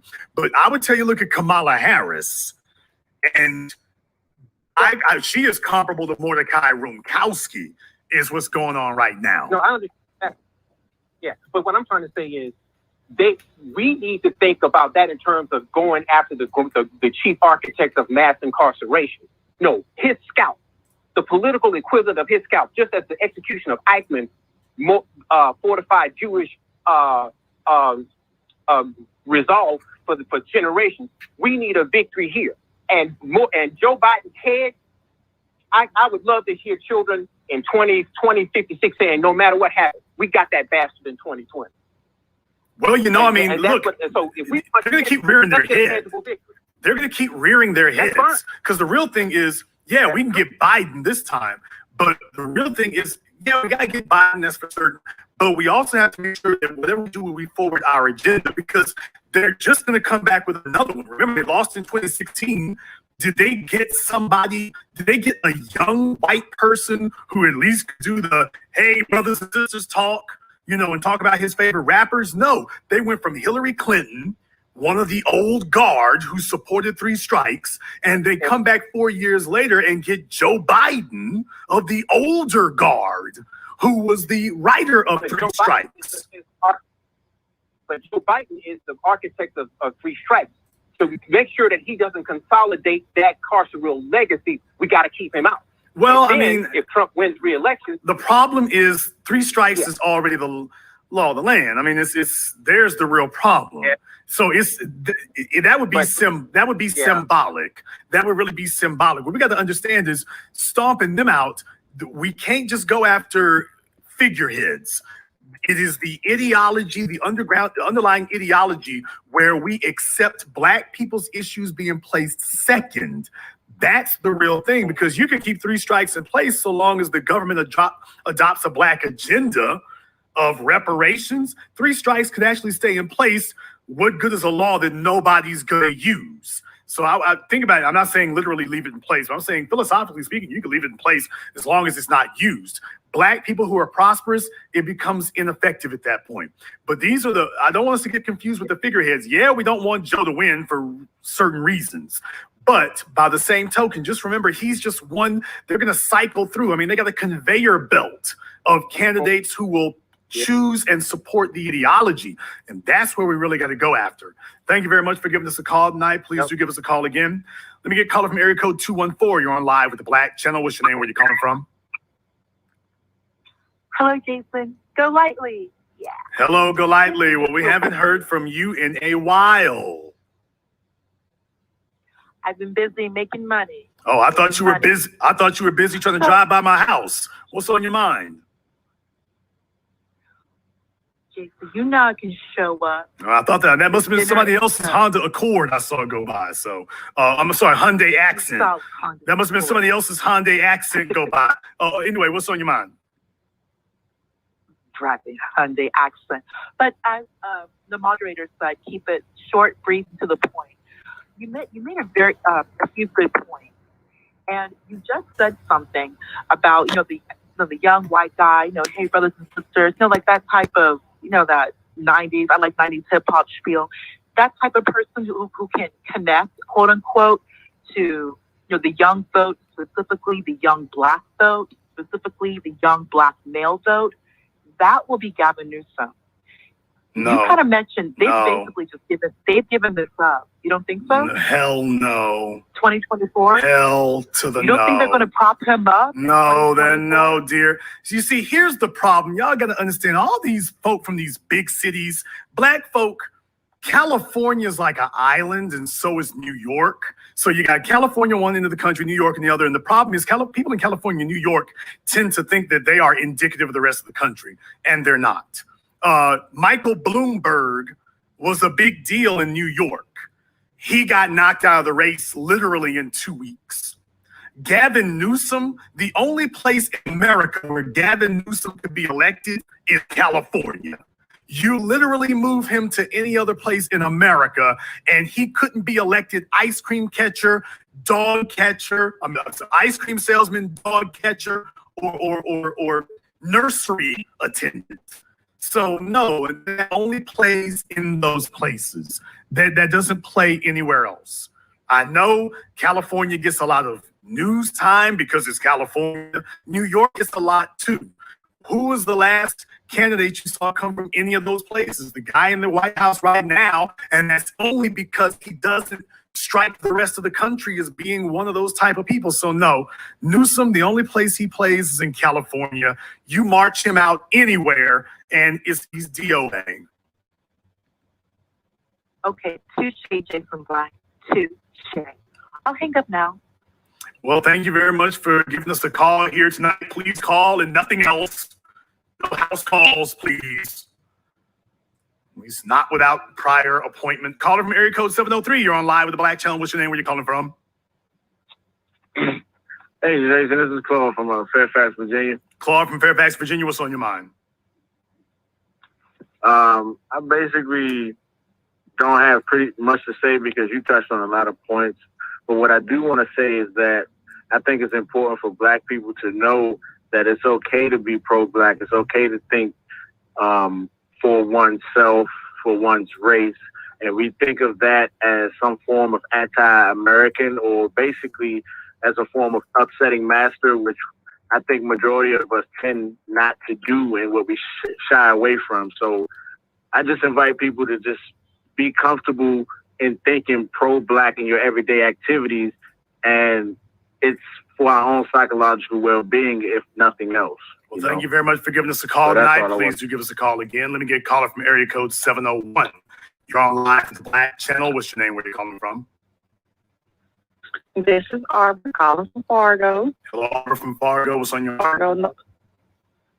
I'm basically calling because I just want to hit on the point that, I mean, we have become, just looking at everything, we are entirely too childish-minded and just ridiculously lost in the past when it comes to how emotional we are in regards to voting. Everybody's so happy that he chose Kamala, and that just goes to show that so many of our people do not know what they think they know in regards to politics. I mean, we live in a world now where you have Google at your fingertips, where you can literally, do your own research, look up your different candidates, and you have people that are sitting there happy thinking that this is a huge win, when in all actuality, it honestly is not, if you know anything about politics, because you're going to have a majority of our people who know Kamala's past. Then you got a large, and they're gonna judge her off of that. Then you got a large majority of people that, I mean, just last week, Biden, he just can't shut up. He can't shut up at all. And then we are at the same time the type of people that will sit up and say, Trump has, diarrhea of the mouth, and he said anything. Well, they have to understand that they're pretty much two of the same kind, just two different people on supposedly two different, political parties. Well, he chose Kamala, though, because he knows she's a political whore. And some people say literal. Exactly. He knows that he knows she's going to say whatever it takes to get out of that Senate seat. She's going to say whatever it takes. So the bottom line is, yeah, this is the direction they were going to go in here. You're dealing with the same guy. And right now you're dealing with a honeymoon period. And I want to explain what that means. Thank you very much for giving us a call. Right now it's the honeymoon period, but y'all understand the honeymoon is going to be real short. Biden, this is what always happens whenever you choose your vice presidential candidate. There's always a pop. There's always this, because it makes news, whoever it is. So there's always going to be this pop in the ratings, this pop in the polls. You're going to get this temporary bump in the polls when you choose your vice presidential candidate. That's not, John McCain got one when he chose Sarah Palin. How'd that turn out? So I'm just saying, folks, that's the kind of thing that you're going to run into. That's the kind of thing that you're going to see. You're going to see people who are going to sit here and try to convince you, oh, well, this is what people are really riding on right now. And the reality is this is to be expected. Now, the real question is when the honeymoon is over in a couple of days, when the honeymoon is over, and black folk, when the cheerleaders die down and folk clear them out, and folks start saying, we didn't like you last time, Kamala. Remember that bull jive you said to us before? When we start bringing back up, you think I'm going to do something just for black people? No! Tulsi Gabbard is still circling around out there like a vulture. Nancy Pelosi, and you all remember what I told you about Nancy Pelosi and Alexandria Ocasio-Cortez. Oh, it still applies. If Kamala Harris becomes vice president of the United States, she becomes the most powerful woman in the American government. Nancy Pelosi didn't want to see Hillary Clinton win for just that reason. Because right now, Nancy Pelosi, for the last decade, has been the most powerful woman in the United States government. And the only person who could be more powerful than her is a president or vice president. So don't expect Nancy Pelosi to do Kamala Harris any favors. She's going to, y'all watch, mark my words, Kamala Harris, Nancy Pelosi is going to sit back quiet. She is going to be quiet. She isn't going to help Kamala Harris do anything. She's just going to sit back quiet, and she might not try to stop you from winning, but she might not help you lose, but she's not going to help you win either. She's not going to help you win either. Do you really think she wants Kamala Harris telling her, calling the shots? You saw what happened with Alexandria. Alexandria didn't say nothing about Nancy Pelosi, and Nancy went on 60 Minutes to make sure she let that little heifer know the pecking order. Oh, Alexandria Ocasio-Cortez, she's like the leader of like 6 people. Nancy Pelosi let it be known, I'm the big dog. Alexandria, please, she's the sideshow. She's the leader of like 5 people. Please. Don't make me laugh. So you all just understand, when the honeymoon is over in a couple of days and people start bringing up Kamala Harris's record, when the news media doesn't want to talk about her being a prosecutor, we gonna talk about it. As a matter of fact, I wouldn't be surprised if a billboard shows up somewhere where she wouldn't want it to show up. I don't know. Wouldn't be surprised if one shows up, though. Just saying. But when the honeymoon is over and people say, okay, you know, we seen you before and we didn't like you last time. What do you think's going to happen, people, when people get back to seriously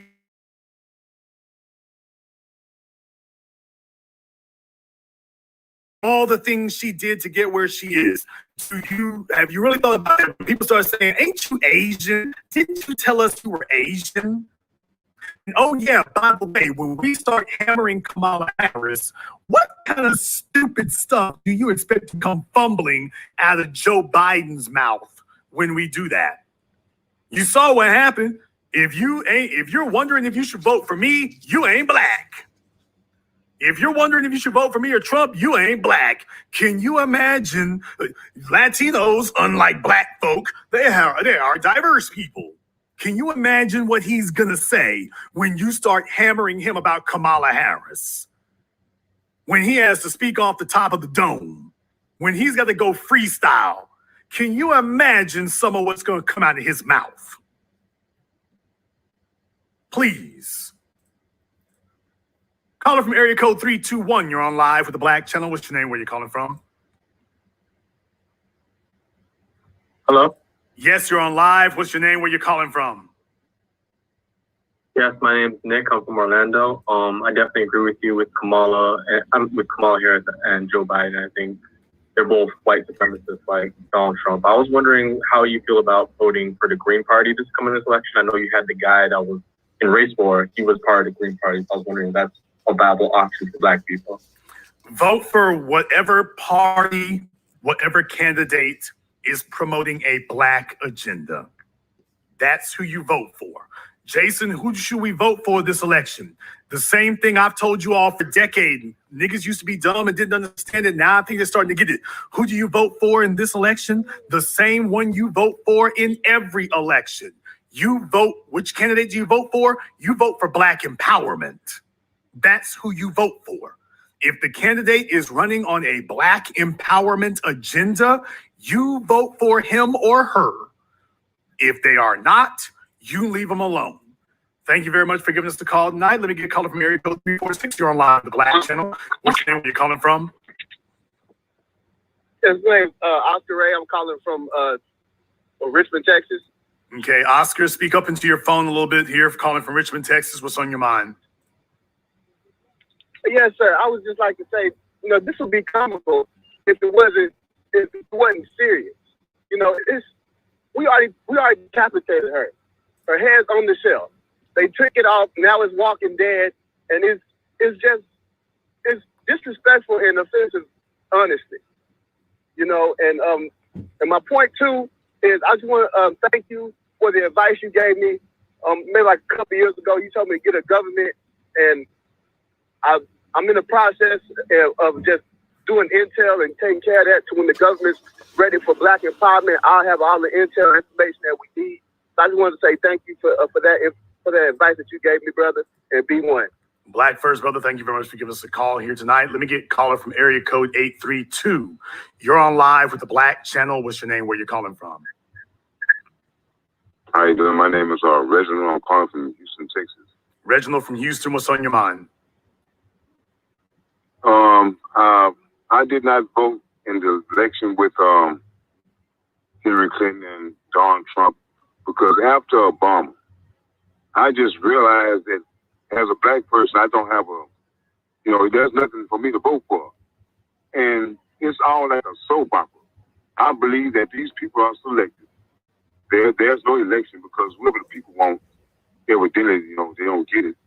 And I'm glad that Donald Trump will win again because I feel as if Donald Trump will be instrumental in the destruction of America. We just can't keep going with the same system.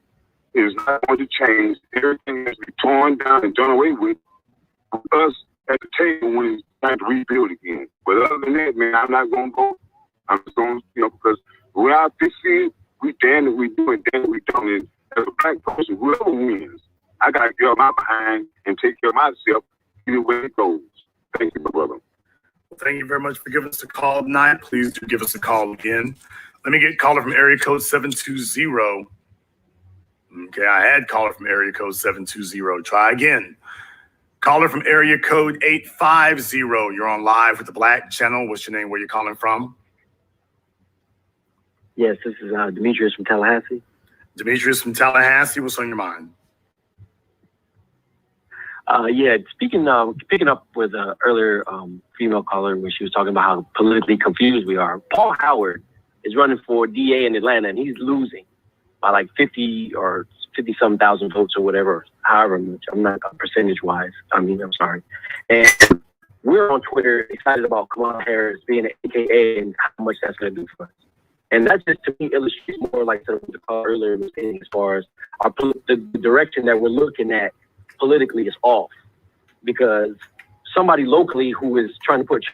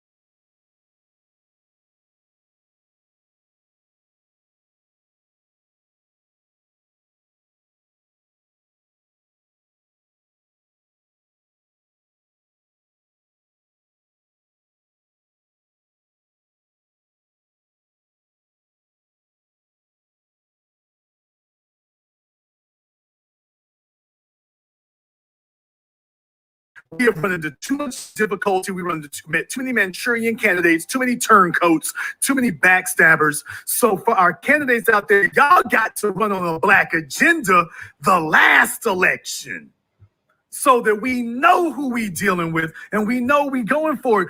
In his case here, he's a couple of months from re-election and doing the right things. I'm like, brother, we got to have, 8-10 months to get behind you.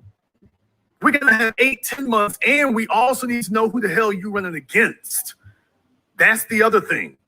So I'm not blaming them necessarily, but I am saying this to my black candidates in the future. Y'all got to give us every opportunity and every chance we can have to put as much momentum behind you as possible.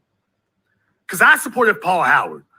and Professor Black Truth and Tariq and other people, you know, we've been out here for that, but I want to make sure for everybody, you know, everybody, if you want to know how to run like Olu Stevens. We need to have a heads up from the beginning. We can't just hear about you later on.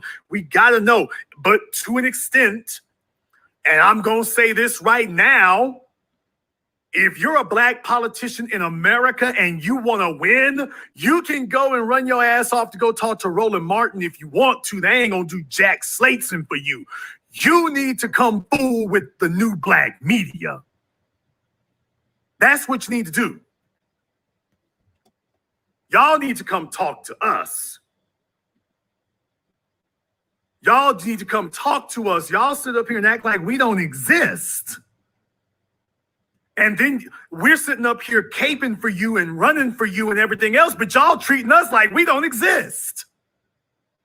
And I have no ego to inflate or offend. What I'm saying is the people who will vote for you are listening to us. So y'all need to come fool with us, because y'all are sitting up here trying to be coy and, well, don't worry, they'll take care of, you know, they'll get the word out and whatnot. No, y'all need to come and fool with us, man. Y'all really need to come fool with us. All of this playing like, oh, well, don't worry, they'll be able to sit up here and take care of that. No, it's really not. That's not going to work. That's just not going to work. So we're in a situation right now where, as black people, for our candidates and for ourselves, we as the proletariat, as the electorate, we got to do more to get behind the candidates who are really for us. But the candidates who are really about their life, you have an obligation too. You have an obligation to come and speak to your people. You have an obligation to come to us during the early days of the election and make it clear where you stand. Because otherwise you are allowing confusion to fester. You're allowing confusion. That's the problem we're having. You're allowing confusion to fester. And you allow it to spread, and then we're put in an incredible position where at the very last minute, we're cobbling together that kind of thing. So I'm saying a lot of y'all play coy about this. Keisha Bottoms ain't coy with the LGBT people. Keisha Bottoms is up front with them. Kamala Harris isn't coy with the Asian community and LGBT. She's up front with them. She talks to the ones on Twitter. She talks to the ones on Facebook. She talks to the ones on Instagram. She's with them. She lets them know, hey, I'm your candidate and I'm accessible. The rest of y'all got to do the same thing. We're gonna back you. But I'm sending this out to the politicians, to the so-called celebrities in days, and I want to say this tonight officially. So let me go ahead and make sure I put the right thing on your screen right now. I want to say this as an official communique from the Black Channel, from the high chair of the Black media. We're not giving passes to anybody else anymore. We used to say if you were a celebrity, well, you know, they don't always do the right thing and they got the right to do with their money whatever they want to. I want to say here tonight officially, damn that. You're either with us or you're against us. Your money either goes to serve the cause or you're the enemy. That's what it is. No more people ignoring us. No more people pretending we don't exist. No more people taking our talking points and acting as if we're secluded out there in the middle of the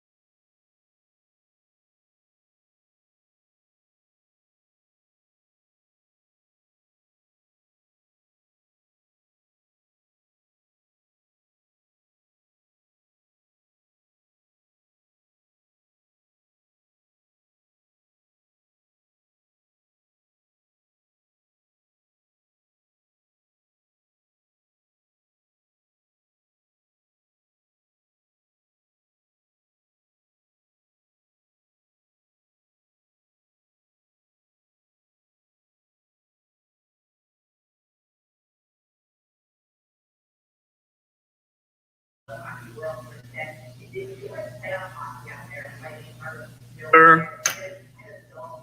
you really think she wants Kamala Harris telling her, calling the shots? You saw what happened with Alexandria. Alexandria didn't say nothing about Nancy Pelosi. Nancy went on 60 Minutes to make sure she let that little heifer know the pecking order. Oh, Alexandria Ocasio-Cortez, she's like the leader of like 6 people. Nancy Pelosi let it be known, I'm the big dog. Alexandria, please, she's the sideshow. She's the leader of like 5 people. Please, don't make me laugh. So you all just understand, when the honeymoon is over, people start bringing up Kamala Harris's record. When people, the news media doesn't want to talk about her being a prosecutor, we gonna talk about it. As a matter of fact, I wouldn't be surprised if a billboard shows up somewhere where she wouldn't want it to show up. I don't know. Wouldn't be surprised if one shows up, though. Just saying.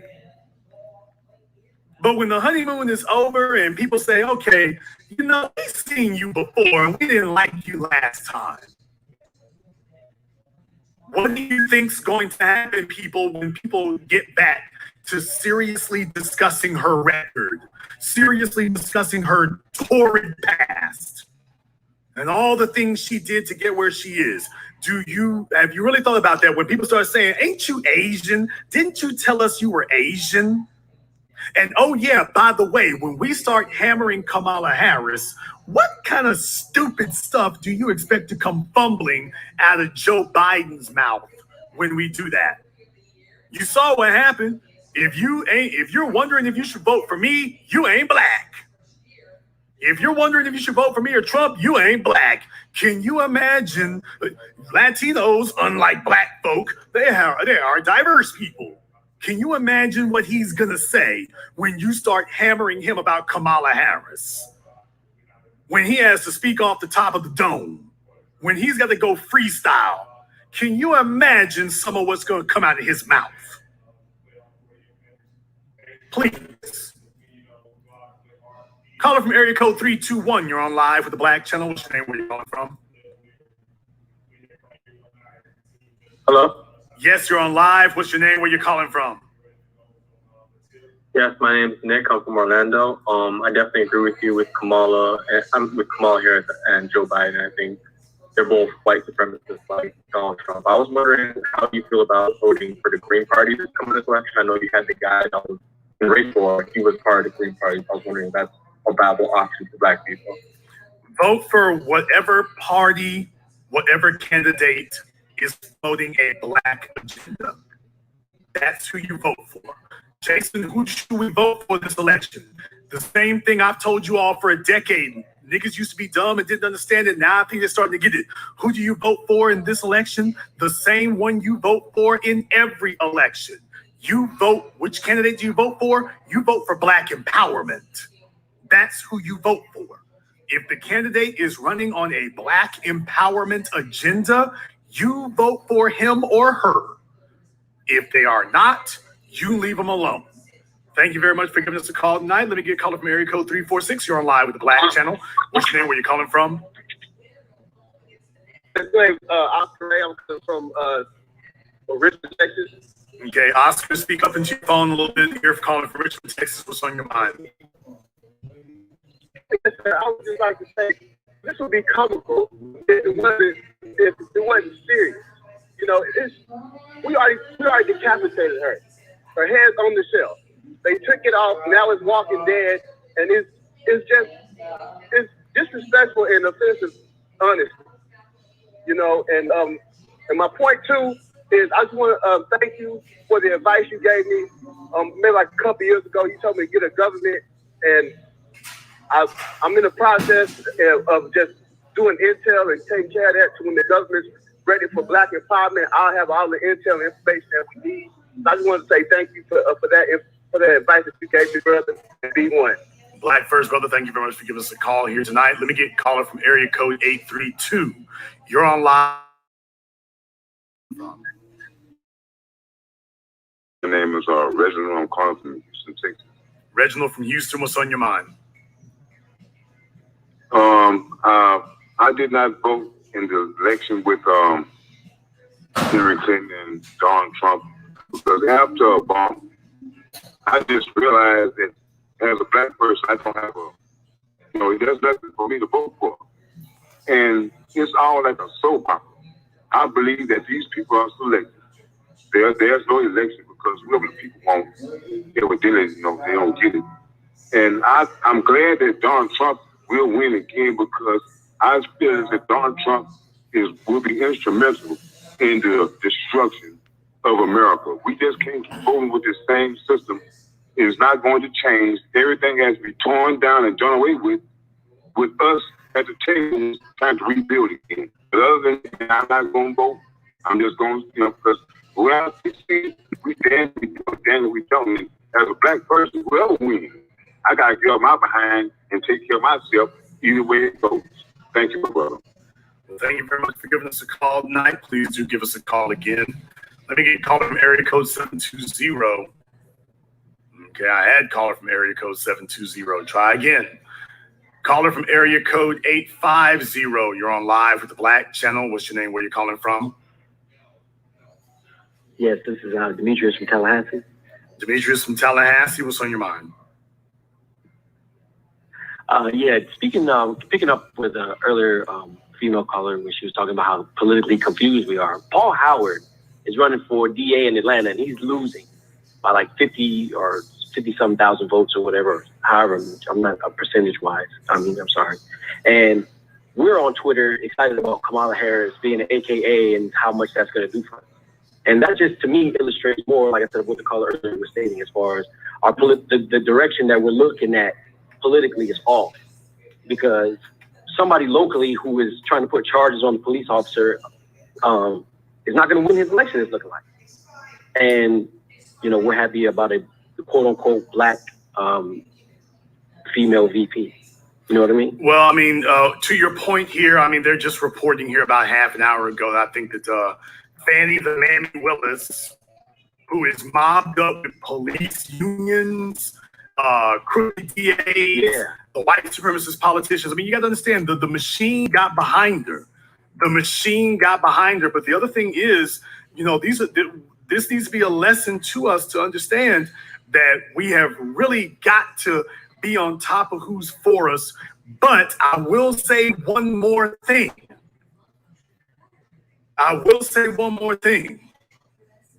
And it's very unfortunate about Paul Howard, but to our black politicians out there, y'all can't wait till the last minute or wait until an incident happens to be about that life. You got to be like Judge Olu Stevens. We got to have a year to be able to get behind you.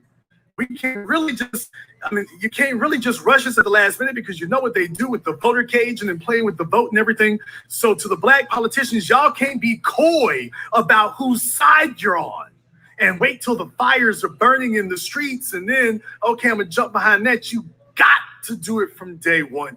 You got to give us a long heads up because we're a people who are skeptical of everybody. We done been burned too many times. We have run into too much difficulty. We run into too many Manchurian candidates, too many turncoats, too many backstabbers. So for our candidates out there, y'all got to run on a black agenda the last election so that we know who we dealing with and we know we going for it. In his case here, he's a couple of months from re-election and doing the right things. I'm like, brother, we got to have, 8-10 months to get behind you. We're going to have 8-10 months, and we also need to know who the hell you're running against. That's the other thing. So I'm not blaming them necessarily, but I am saying this to my black candidates in the future. Y'all got to give us every opportunity and every chance we can have to put as much momentum behind you as possible. Because I supported Paul Howard and Professor Black Truth and Tariq and other people. We've been out here for that, but I want to make sure for everybody, everybody, if you want to know how to run like Olu Stevens. We need to have a heads up from the beginning. We can't just hear about you later on. We got to know. But to an extent, and I'm going to say this right now, If you're a black politician in America and you want to win, you can go and run your ass off to go talk to Roland Martin if you want to. They ain't gonna do jack slatesing for you. You need to come fool with the new black media. That's what you need to do. Y'all need to come talk to us. Y'all need to come talk to us. Y'all sit up here and act like we don't exist. And then we're sitting up here caping for you and running for you and everything else, but y'all treating us like we don't exist. And I have no ego to inflate or offend. What I'm saying is the people who will vote for you are listening to us. So y'all need to come fool with us, because y'all are sitting up here trying to be coy and, well, don't worry, they'll take care of, they'll get the word out and whatnot. No, y'all need to come and fool with us, man. Y'all really need to come fool with us. All of this playing like, oh, well, don't worry, they'll be able to sit up here and take care of that. No, it's really not. That's not going to work. That's just not going to work. So we're in a situation right now where, as black people, for our candidates and for ourselves, we as the proletariat, as the electorate, we got to do more to get behind the candidates who are really for us. But the candidates who are really about their life, you have an obligation too. You have an obligation to come and speak to your people. You have an obligation to come to us during the early days of the election and make it clear where you stand. Because otherwise you are allowing confusion to fester. You're allowing confusion. That's the problem we're having.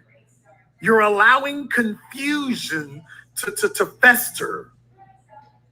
And you allow it to spread, and then we're put in an incredible position where at the very last minute, we're cobbling together that kind of thing. So I'm saying a lot of y'all play coy about this. Keisha Bottoms ain't coy with the LGBT people. Keisha Bottoms is up front with them. Kamala Harris isn't coy with the Asian community and LGBT. She's up front with them. She talks to the ones on Twitter. She talks to the ones on Facebook. She talks to the ones on Instagram. She's with them. She lets them know, hey, I'm your candidate and I'm accessible. The rest of y'all got to do the same thing. We're gonna back you. But I'm sending this out to the politicians, to the so-called celebrities in days, and I want to say this tonight officially. Let me go ahead and make sure I put the right thing on your screen right now. I want to say this as an official communique from the Black Channel, from the high chair of the Black media. We're not giving passes to anybody else anymore. We used to say if you were a celebrity, well, they don't always do the right thing and they got the right to do with their money whatever they want to. I want to say here tonight officially, damn that. You're either with us or you're against us. Your money either goes to serve the cause or you're the enemy. That's what it is. No more people ignoring us. No more people pretending we don't exist. No more people taking our talking points and acting as if we're some pirate radio station secluded out there in the middle of the Pacific Ocean somewhere. You're either with us or against us. You're either helping to row the boat or you're helping to sink it. And we're going to treat you accordingly. But you will no longer be treated as an island unto yourself. If your resources do not serve the people, then we will declare you enemies of the people. And that's what it's going to be. So going forward, the politicians, the celebrities, the entertainers, the athletes, all these folk who they intermittently acknowledge us, and they dip through every once in a while, and they play that little game, and when their ass is in a crack, then they want to call out for Black solidarity. No, to hell with that. To hell with that. Everybody, if you fool with us, you got to fool with us from day one. If you want our support, you got to support us from day one.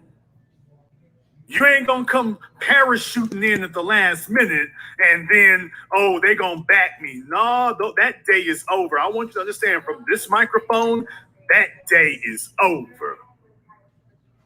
You are either with us or you're either promoting the cause or you are fighting against the cause. You're either with the people or an enemy of the people. That's what it's going to be. But if you're going to run for office, you can't be ashamed to claim us. Let me make that very clear. If you're running for office in America today and you want the black vote, you can't be ashamed to claim the black media. You can't be ashamed to be mobbed up with us. You can't be ashamed to promote the agenda. We say reparations, we're out here stomping for reparations. You act like ain't nobody said reparations. We're sitting up talking about punishing race soldiers and you talking about police reform without ever explaining what exactly police reform is. And when you talk about police reform, it doesn't have the punishment component. Hell no. We're not going to play that game where we sit up here and lead black folk to believe that we're inferring that what you're saying, that what you're saying is what we're saying, even though it isn't. Y'all are not saying the same thing that we're saying.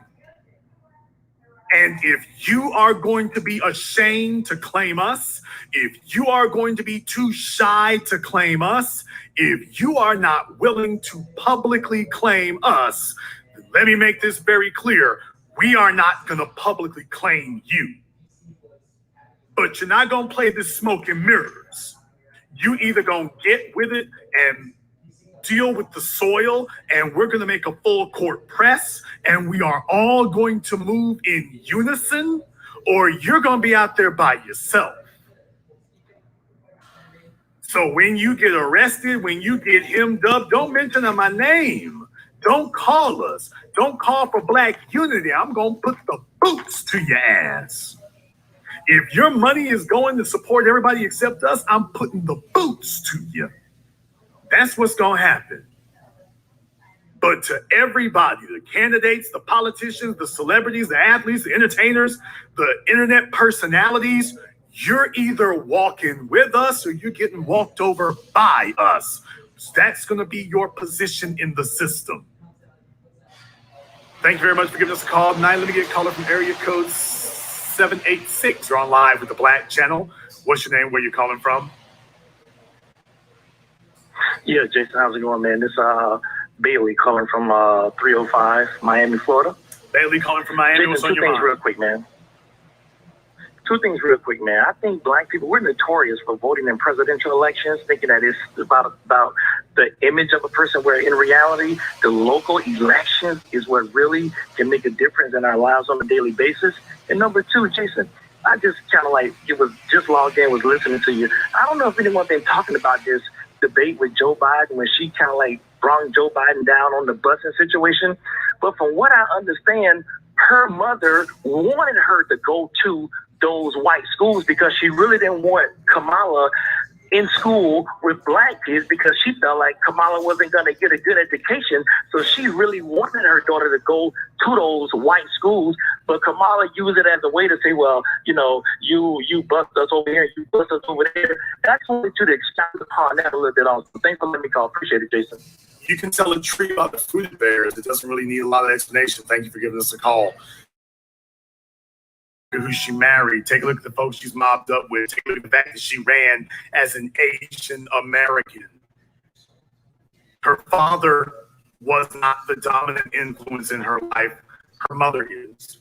She sees herself as an Indian. And she only claims blackness for political purposes, but she sees herself as an Indian. And that's the real thing that you need to understand. We have to stop playing this game where we let people sit up here and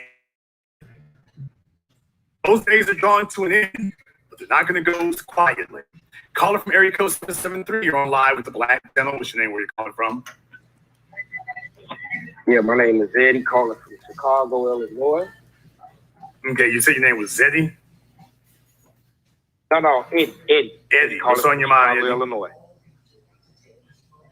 What's on my mind? I hope black people don't fall for this trick bag of Kamala Harris. Come on, we got to be smarter than that. She is not for us. She never was for us, and she the police. Can't fall for Kamala. We got to be smarter, man. We can't let this, oh, she looks like us. Man, go out there and vote for her. Man, hey, we already saw that with Obama. Do not do that. Please, black people. Whoever listening around the country, do not vote for Kamala Harris. She's not for us. And on top of that, we know they next phase if this don't work out. They are going to get a young white guy to come out there to act like he part of the community. He know us and all that. Don't fall for that neither. That's bull crap, so don't fall for that, people. Well, definitely thank you very much for giving us a call tonight. Please do give us a call again. Who's Kamala Harris? Where does she stand? What is it about? What is she for? Just want to remind you all, if you all have never seen this photograph, it's from the LA Times.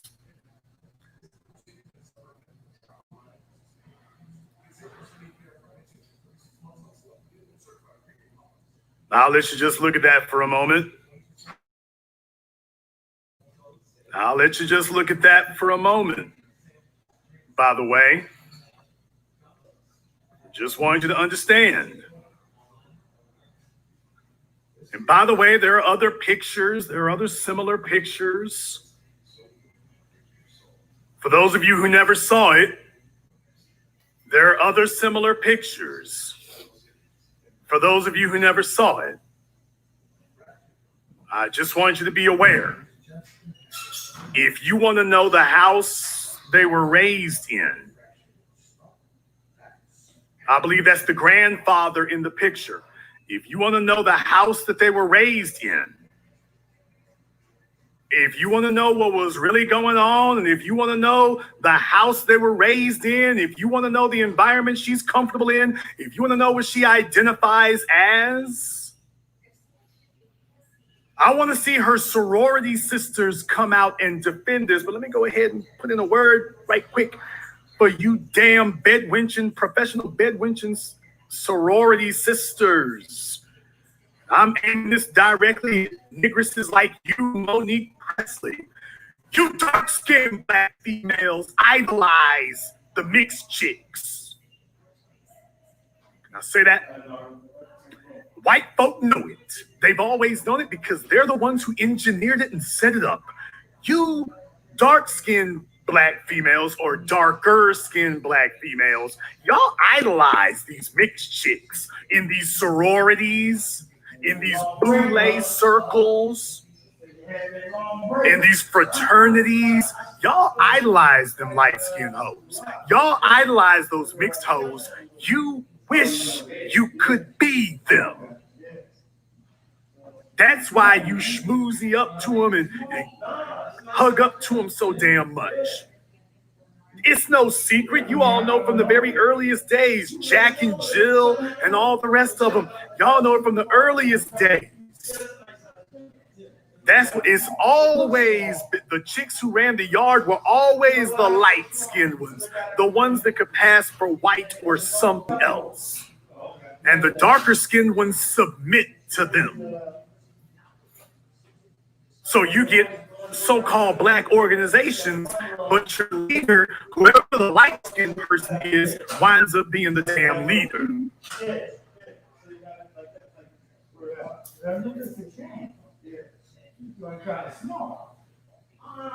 Whoever the light-skinned person is winds up walking y'all like a dog. So you sorority chicks, you know, we're sitting up here as black people saying, we're looking at you funny style, Kamala. We're looking at your funny style because of some of this stuff we've been seeing. It look a little bit funny to us here. We're trying to figure out what's really going on. You're looking kind of funny style. But to these sorors,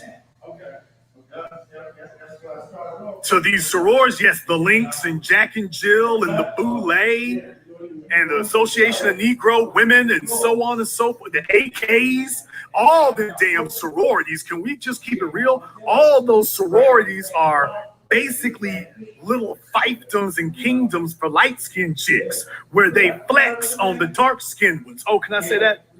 Can I say that? Can I go ahead and say that? Oh, I'm airing the dirty laundry. I can't say that. Oh, I'm all right. Okay. I'm airing the dirty laundry. Them sororities, let me say it again. Them sororities are where the light-skinned hoes flex on the dark-skinned ones. That's where the light-skinned hoes let you know I can take your man. See, that's when they compete with each other for who can sleep with your man. See, because that's how females fight. Females fight by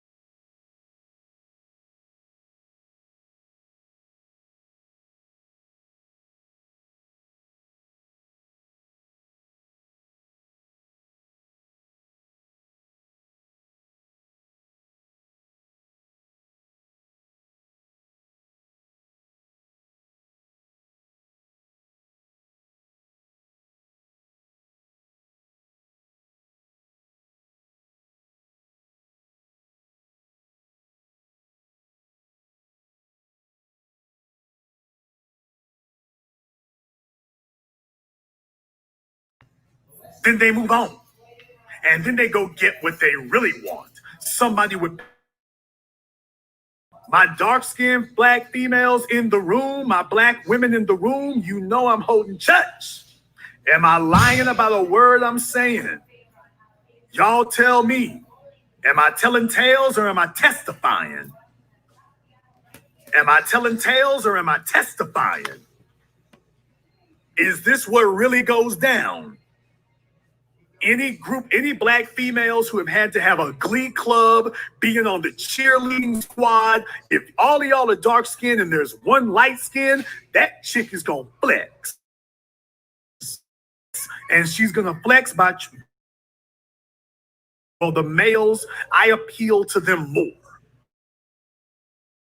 more than the rest of you. And then y'all are like, damn, she's got so much pull with the fellas. I want to get the game she got. Y'all end up incidentally submitting to her. And Kamala Harris been flexing with the males for decades. And all these dark-skinned chicks get next to her, and they just happy to be next to her. And you notice the smile that they give next to Kamala Harris? They smile like they do when they next to Zaddy. Man, am I turning all the sacred cows into hamburger? Am I turning all the sacred cows into a damn mean manwich meal? Why'd y'all have to get me up tonight? Why didn't y'all just let me go ahead and do whatever I was going to do on a random Tuesday? Why'd y'all have to get me started on this? I'm hurting so many damn feelings. I'm making so many damn enemies tonight. I'm not even gonna do anything on this program here. It's going straight to YouTube so everybody can see it. Monique will probably try to flag it. Oh well. It ain't gonna change the reality, Monique. It's not gonna change the reality that you bow down to them light-skinned females. It's not gonna change that. It's not gonna change the fact that you wish you could be vice president, but the light-skinned chick is. And just like you all bowed down to them in the sorority, you're now bowing down to them in the society in general. Hell yeah, I'm just keeping it real with you. You're still doing it. Calling from area code 347. You're on live with the Black Channel. What's your name? Where you calling from? Yes, this is Uzoma from the Poconos. Uzoma from the Poconos. What's on your mind? Yes, Jason Black, good afternoon. I spoke with you yesterday. Something that I think needs to be addressed here. You just went on a tangent on the mixed sisters, man, and that's very accurate, I will say. But I want to bring up the immigrant element here. I'm a second generation black man. My father's from Nigeria and the States. And I feel like Kamala Harris is that the buffer class video you did. And I think the of the world is trying to, there's grassroots of the Black Americans that have, I think we're being muted with our reparations talk, our attack on, well, not even an attack, our defense against police brutality. So I just want to get your words on how the buffer classes play into the Democrats choosing a Kamala Harris right now. Well, I mean, Kamala Harris is a member of the buffer class. Let's be very clear about that. Kamala Harris is a member of the buffer class. She's not a black person speaking to the buffer classes. She is a member of the buffer classes. So her presence, just her presence is a testament to that. Just her presence. Her job is, white folk are not fooled about who and what she is. Joe Biden picked Kamala Harris because he's weak with the black vote. And he needs the black vote. This couldn't be more clear. This is a desperate play for the black vote. But they don't want a black person who's going to protect black interests. They want a black figurehead that they can pull the wool over your eyes. Well, ain't they black like y'all? Kamala Harris ain't even black like us, by the way. First of all, she ain't even black like us. But second of all, she's never stood up for black people. So as far as the buffer class is concerned, she's not just speaking to it. She's one of them. Thank you very much for giving us a call tonight. Let me get a caller from area code 312. You're on live with the Black Channel. What's your name? Where are you calling from? This is Tony from Chicago. Tony from Chicago. What's on your mind? Hey, darling. I'm glad to speak with you. I'm glad things have been straightened out. I feel like I'm in a MASH episode here in Chicago. It's a Tuesday night. There's a lot of helicopters over here, but I'm laughing because this is good. One observation that I was making with you, I figured that I said, if I'm thinking like Jason, he was going to either choose Kamala or I had two. I said, he's going to either do Kamala or Susan Rice. And he did, obviously, Kamala. And I've also been seeing a lot of this, as far as your observation with these sorority things. I've been seeing it kind of on the other side with this fraternity thing. I don't know if it's like a movement now. There's a lot of older guys all of a sudden want to be omegas. George Clinton is one of them. And I'm like, George Clinton? Ain't he like 70 or 80 years old? It's like, what's going on with that? Trying to be an omega. I don't know what's going on with that. But, yeah, I see that movement. And, Jason, how does it feel to be copied? You know, I'm very proud of you with these billboards. How does it feel to be copied? Had to get a corporation behind her to try to copy you. What's up with that? Because, you know, she didn't put up her own money. God, well, it feels, all I can say is it feels... That's so retarded and transparent. That's so phony. I couldn't stand her. It feels good to be the king. That's all I can tell you. It feels good to be the trendsetter. We are leading. It feels good to be leading. It feels good to be setting the agenda. It's been a long, hard road, but we are setting the agenda. We're setting the national narrative. Joe Biden is calling Kamala Harris because of us. And let us be very, very clear. I want you all to keep track of something. How long do you think it's going to be before they start taking issue with How long do you think it's going to be before they start taking issue with cut the check? How long do they start chipping away at that? When they start campaigning and meeting real people and answering real questions, driving by real billboards, how long do you think it's going to be before they tell you, well, we can't just cut the check. It ain't just about cutting the check. When they say that phrase, that's going to be them letting you know that that new black media, we got to suppress that and deal with that. And by the way, they're testing us. They want to know whether or not we really about their life. They're testing us. They're testing us, and I get that. I ain't scared. They're testing us, but they're going to find that we're up to the challenge. We're not going to let off the gas. This isn't a game to us.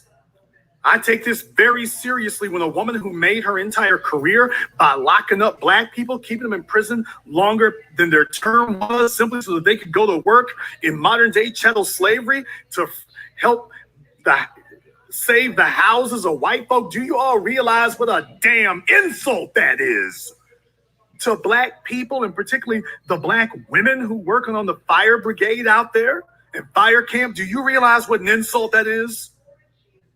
That Kamala Harris has you enslaved in chains, going up into the mountains in 300, 400 degree heat, risking your life to save the homes that you could never afford to have. You're being pressed into servitude to go to work and risk your life to save the homes of white people who would never even let you up into their neighborhood. And she's forcing you to go up there in hard labor.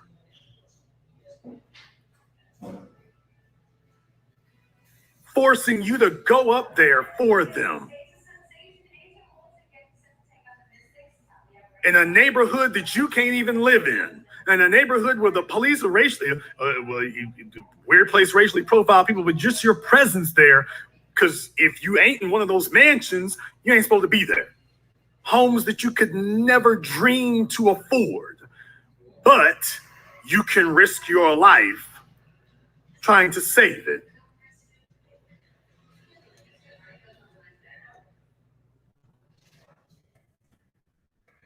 Kamala Harris sees that as the place and the position of Black women.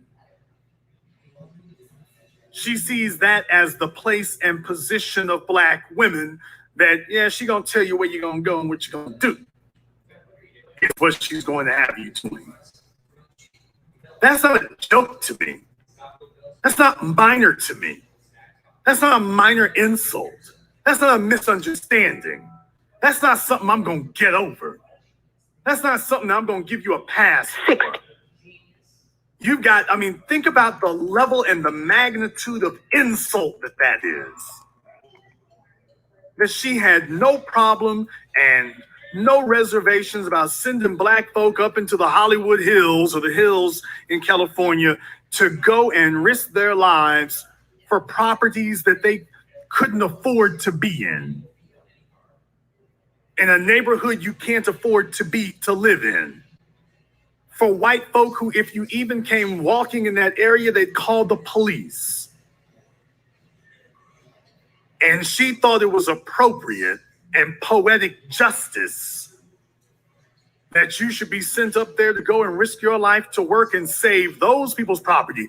Now, by the way, if you want to know about a cruel irony, these are the same people who are financing gentrification all over Los Angeles, San Francisco, Sacramento. These are the same people financing gentrification, financing you not being able to afford to live in California, and you being forced to go up into the mountains and to save their property. That's how serious this is. That's no joke to me. That's not a minor insult. That's a major, major affront. Caller from area code 323. You're on live with the Black Channel. What's your name? Where you calling from? How's it going? B1, my brother. This is Caleb from South Central. Caleb from South Central. What's on your mind? Man, I just want to say thank you. The only people that's really checking up is the Blavity Blacks, the HBCU, Tom Joyner Coons, and, you know, the intersectional Jason, you know, all those. But, you know, people in the street, people and everything out here, nobody is out here, even a movement like that, but still, you know, anybody talking about Kamala Harris, like I'm not, you know, co-signing for none of this. B1. No, don't. Nobody fools with her. Nobody knows her.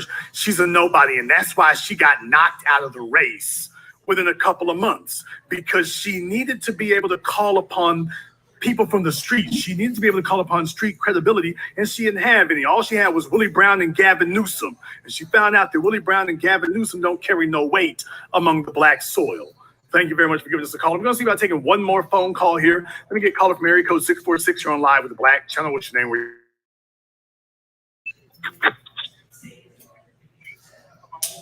caller from 646, last try, you're on live. 646 hung up. Area code 541, you're on live. Calling from Al from Oregon. We're at Portland. Al from Portland, what's on your mind? Yes, a couple of things very quickly. One of you callers mentioned that it seemed to be a new thing with the them choosing to do things that comport with this white supremacist thing. But apparently that person has not read. The only thing that person needs to do is to Google the name Henry McKee Minton. I know this isn't news to you, but that person needs to really research that man's name. He is the genesis of a thing called the Divine Nine. That is the genesis of that. Another observation I have is that you're right. The Democratic Party is perfectly willing to take an L this time because they see that the black community has been organized and we are basically